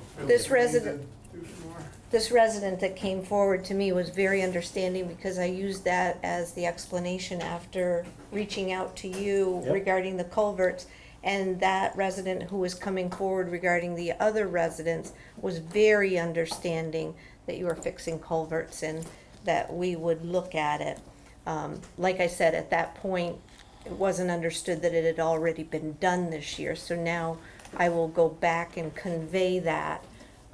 But I just wanted to bring it up tonight of what their hope was in regard to that. And then another thing that I wanted to bring up, and I've brought it up before, is that the past board purchased signs for Welcome to Berlin. And I've talked with Vince about this, and I know that they've been in storage since before we were talking about the Newtown Garage. And the intent was, when things calmed down and got hopefully slower and there was time, that they'd get installed, and it was a good amount of money that the board decided, and we purchased them, and we have them. And now Vince has explained that they So, I can most give you a little likely more now detail. are too cumbersome for our staff to install, and that we might have to go out and Oh, we will have to. do a contract on it, so that's news. So it was around $20,000 for the signs that were reconditioned, repainted, reposted, basically. What we didn't know was they went from 4x4 posts to 8x8 or 6x6. 6x6. 6x6 posts, right? They're 16 foot tall now. Yep, and they're much taller. They went from 4x4s and 8 So, 4x, again, they're gonna have to be 4x4s. probably set, all right? Because they're not light, set with a crane. It's not something two guys can stand up and dig a couple of holes with a shovel and set them in. And So, none of them are on flat ground. right. Is that these considered are a billboard in located. Vermont? Hmm? That tall, is that considered a billboard in Vermont? Would you- No, we're close. You know what I mean? It's close, right? We're getting close. Yeah. Were they done against our specifications? Like, did they I go don't know with what was differing specified. size? Because there was no specifications. It was- Wow. All I was told was take them down and take them here, and that's all I got out of the whole deal. Wow. So, And yeah, then I didn't know what they were gonna look like Yikes. when we got them back. and no we idea. phoned Hug. There was nothing that 16 feet. gave us any idea that was going on. So that's the issue with them. And again, I don't think you've had any luck finding anybody that wants to just run in here and set those signs for us and give us a price. So. What about our V-Trans friends? I'd do it hourly, Yeah. not knowing what it's gonna take, right? Well, that's the unknown right now. Uh-huh.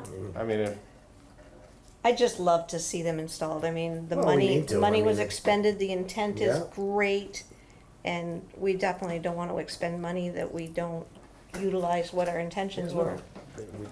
We need to find a way to get them up for sure. Mm-hmm. But from a safety and operational standpoint, they can't do it. Mm-hmm. They don't have what's needed to do it now. And the next thing I have is gonna be controversial, because as we can see, it's almost 9 o'clock.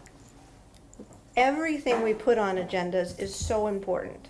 And as a board, we want to give the extra time. But I think we need to start taking some things off and either having a special meeting. I think we're just crunching too much in one meeting. For residents that want to participate, maybe can't stay to this juncture. We're more than willing to do it, obviously, but I think we should really consider that. I think we've just been having pretty much a good 3-hour meeting consistently. I can break it up. More meetings.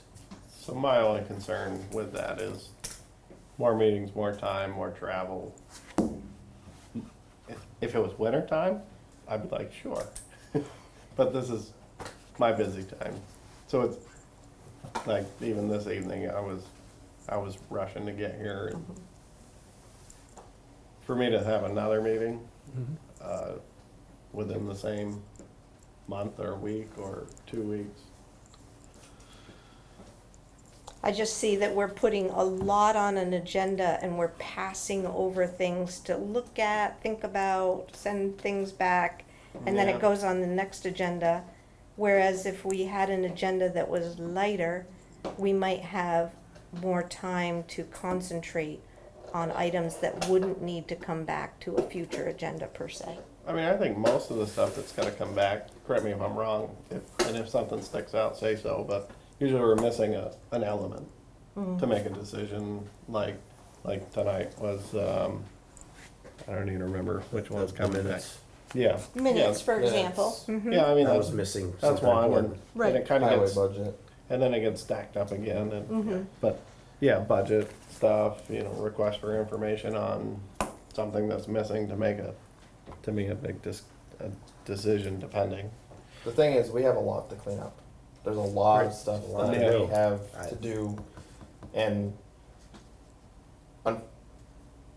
correct me if I'm wrong, but going forward, we're gonna have even probably longer meetings going into budget season and all of that. But we've talked about many times throughout since March, April, how much we have to clean up. I mean, we haven't even started touching ordinances that some go back to the late 80s, early 90s that haven't been touched for years. So we have a lot on our plate, and it's either stacking these meetings or creating more meetings as well. I don't know. I don't mind being here till 10 o'clock at night, but you know, I got littles at home. You know, Yeah, I mean, doing 4 or 5 extra other meetings a month too that takes from them too. So I know I take that. appreciate the tempo of your meeting, the fact that you do allow input and that you do listen to people. It's great. It makes a long meeting, but you know, if you tried to crank it out faster, it wouldn't be as enjoyable or multiple. or as effective. I see your point, Flo, and yeah, they are long nights, definitely. So, Go ahead, can I Karen. Go just ahead. make so sometimes the way this is dealt with is certain issues are, I hate to use this word because it sounds so, you know, you create a subcommittee that looks at issues and then brings it to the select board so that there's all the information is there and there's a recommendation, and they like working on policies and procedures and do it more, sorry, I am totally losing my brain, but I think you get the gist. I don't know that we have the capacity to do that because that still requires individual select board members to meet separately, but I do feel like sometimes I get, I agree with Flo in the sense that sometimes I think my brain just doesn't keep going with these meetings because I get up so early, but that's my problem, not your problem. But there is the idea of having, I mean, that's what the planning commission and all the subcommittees do for us. But like, you could also have those within the select board if there was specific topics that could be tackled that way. Just a thought. And I'm fine with long meetings, I don't have a problem, I'm a night owl, so it's not that I'm asking to have this discussion based on myself or my wants, it's not from that perspective, I'm thinking of it more in terms of the topics and folks that wanna come and attend, and I think Stuart's comments are wonderful and I appreciate that, but I think of folks that may want to attend but can't stay for the duration, and yet there's topics that they would like to be involved in, but we go so much longer than previous boards may have. But I'm all in, no matter what the choice is. I just think it's a good topic to discuss and be aware of. Yeah. I mean, we occasionally will kind of change things up based on who's here, the order rather. Yep. And maybe we take closer looks at that if we do have you know, people participating. So they're not waiting until 9 to get to, you know, Belknap Road.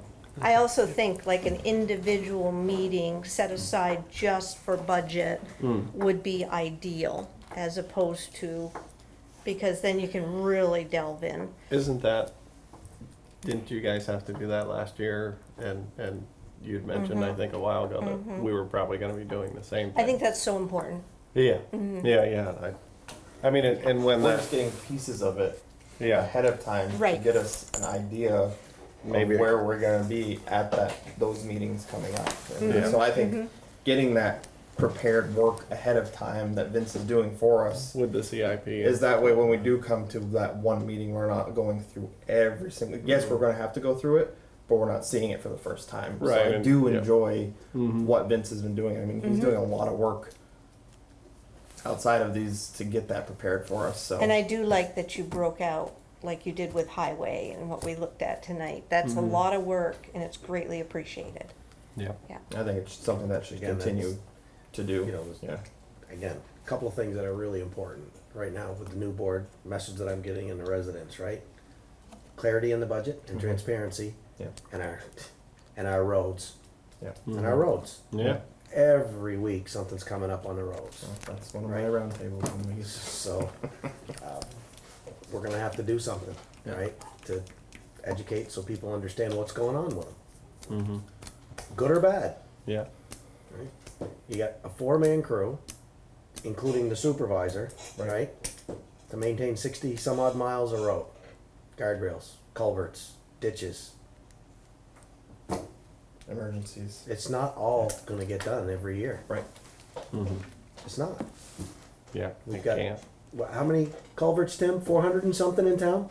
At least, yeah. And there's probably, if it's 10%, it's more than 10%, but at 10%, there's 40 culverts every year that are in urgent need of replacement. Yeah. If he did 40 culverts a year, there isn't a road that would get graded, there isn't a ditch that would get cleaned. You couldn't Right? afford it. That's the perspective, right? And not everybody understands that. Right. Yeah. So, you know, I get sometimes he gets a little irritated when people call up because their road was graded a month ago and they haven't seen him since.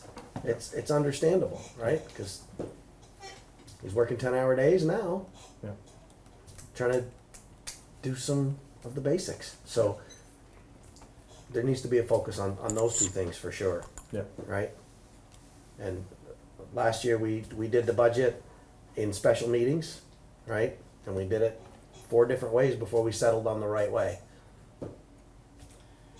So, And maybe it's time to think about more staffing on roads. It's more money.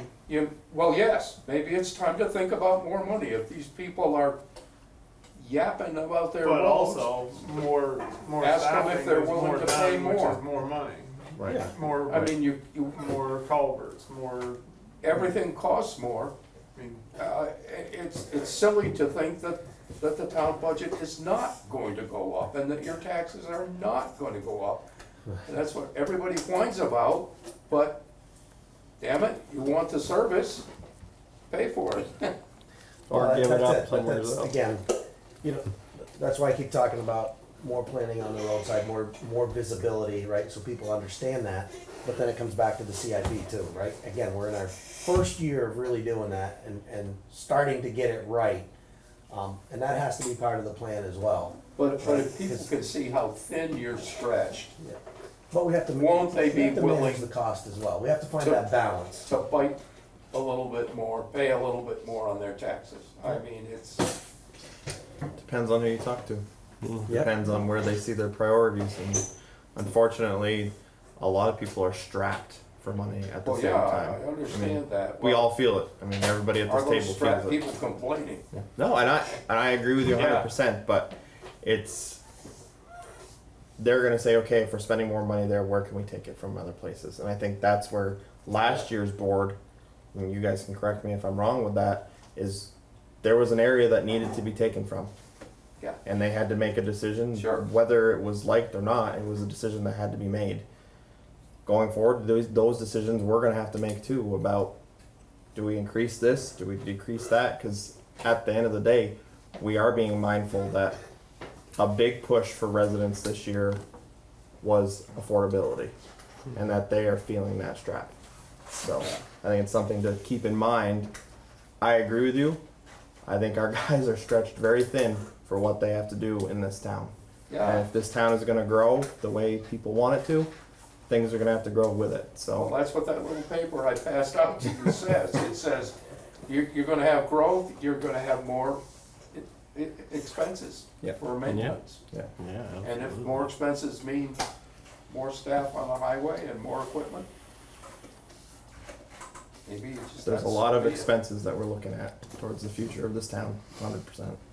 Yep. Flo, did you have That's anything it. else? Okay. That's it. Thank Thank you. I just had 2 things. When I was on vacation, I had actually got a voicemail from a resident. Maybe they've reached out to you about the intersection between Crosstown Road and Hill Street Extension. There's a stop sign. Right There. at the top of the hill here? Yeah, where they stop at Hill Street Extension and people coming up Crosstown keep going. Yeah.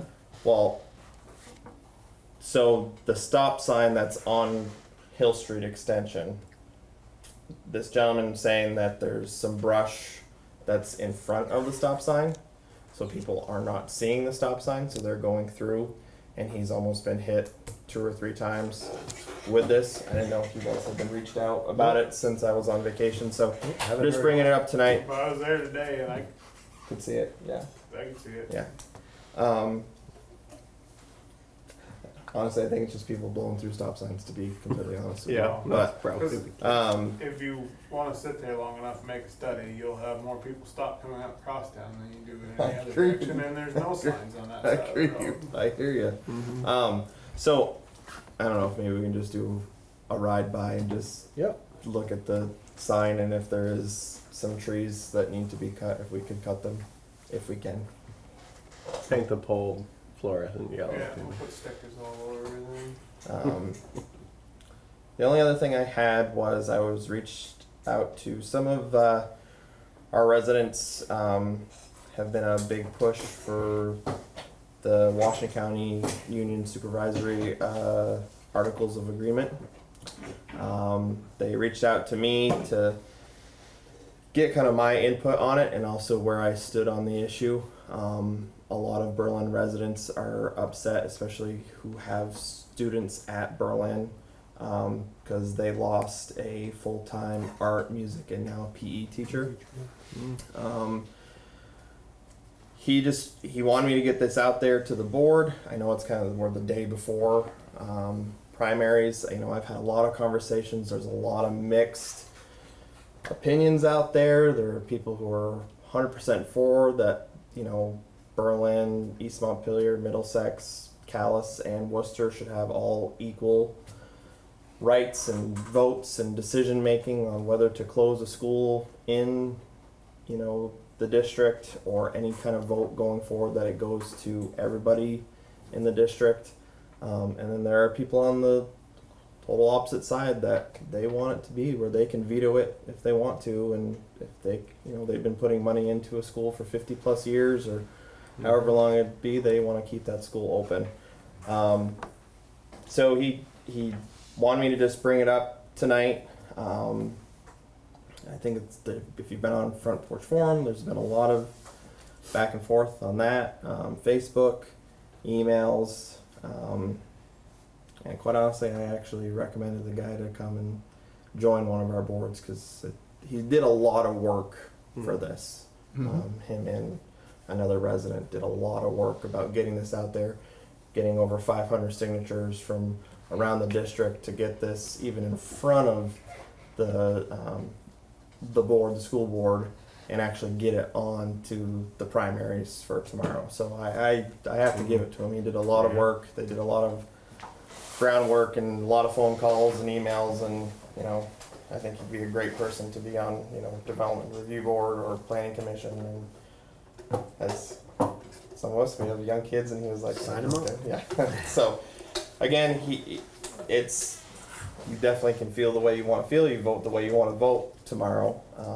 But he feels if we are one unified district, it should be a unified decision on whether to close the school or not. So I had the same conversation with somebody about, same contact, kind of like, and I let them know that position being a teacher and on the select board, I don't feel it's I should tell you what to do. Yeah. Like, you have to make this decision yourself. Agreed. They were asking me for advice, and then like, that's the decision you have to make. Yep. And then they're like, well, which are you going? Or they asked, I think I called Vince about this. Is the board going to take a stance one way or the other? I said, that's not our job. Right. That's not what we're doing. I said I sympathize with both sides. I see where there should be equal voice and equal rights, but on the same side, you have people who've been paying for a school for a long time who want to see their local school stay open. Right. And I see both sides of the story. I think this person was very sincere too. Right, no, I All think very you're sincere. I yeah. was reached out to as well, and I responded and intended to research it further, and I did look at it further, but wasn't able to respond due to competing priorities. Yeah. Yeah. So I respect that you brought it forward tonight. Yeah. And I told him that I would bring it forward tonight. Again, it's the night before primaries. Some people may hear this and may be hearing for the first time. So It was excellent information. It was Okay. well presented, and I responded on the same, like within minutes of receiving it. It's just I needed to look at it more fully, and then my intent was to get back in touch. And like I said, there were too many competing priorities. yeah. Unfortunately, I didn't get a chance to, so it's unfortunate. There's so much I could say, but I won't because it's late But you have to remember that Callis and Worcester joined that union with the understanding that if the question came up to close their schools, the town itself would have the ability to say no. And that was the agreement. And now the question is to change that agreement. Correct. And to say everyone will have an equal vote is like saying the United States Senate is improperly elected because every state gets 2 senators.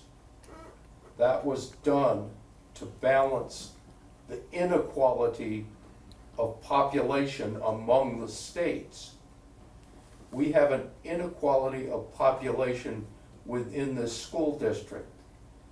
Berlin, everything I've read from the Berlin residents is hooray for me and to heck with you. In other words, we're gonna have more votes and we can control what happens to your kids. If this thing passes, the district could vote to close the Berlin school and move those students. They haven't even thought about that. How would they feel? I think Berlin residents have thought about that because that was actually brought up a couple I years know. ago and voted very strongly against. But I'm not saying one way's right or the other. Yeah, I think this gentleman and I've read other, everything he's written. yeah, and other residents have done. I think they did a great job for what they were doing, trying to get this forward. They are certainly Yeah. properly presenting their Yep. perspective, Very but they're professional. ignoring democracy. The other thing I did say to him is that this is a bigger issue than just our district. This is statewide level that needs to be, and that representatives need to be elected who are actually working for the working people, not, you know, I mean, there's no proof that this consolidation is really gonna help. well, I think there's a lot of issues down underneath our golden dome that need to be fixed, but we're not gonna solve them here tonight anyway. But, are there any other roundtable? So with that being said, we're gonna go to executive session. So, I move to find that premature general public knowledge of the police union contract negotiations will place the town at a substantial disadvantage pursuant to 1 VSA 313A1. You have to invite me in to executive Well, session. first you have to do the 2 motions first. Yeah. Or Right. you're probably second. Should we go So I motion? have to make a second on the, you second the motion? Second, yep. All those in favor? Aye. Aye. Opposed? Good I- night, Stuart. Good night. And I make a motion to enter into executive session, to discuss the town's police union contract negotiations pursuant to 1 VSA 313A1A with invitation with our town administrator, Vince Coffey. Shouldn't have told him. I'll second. All those in favor? Aye.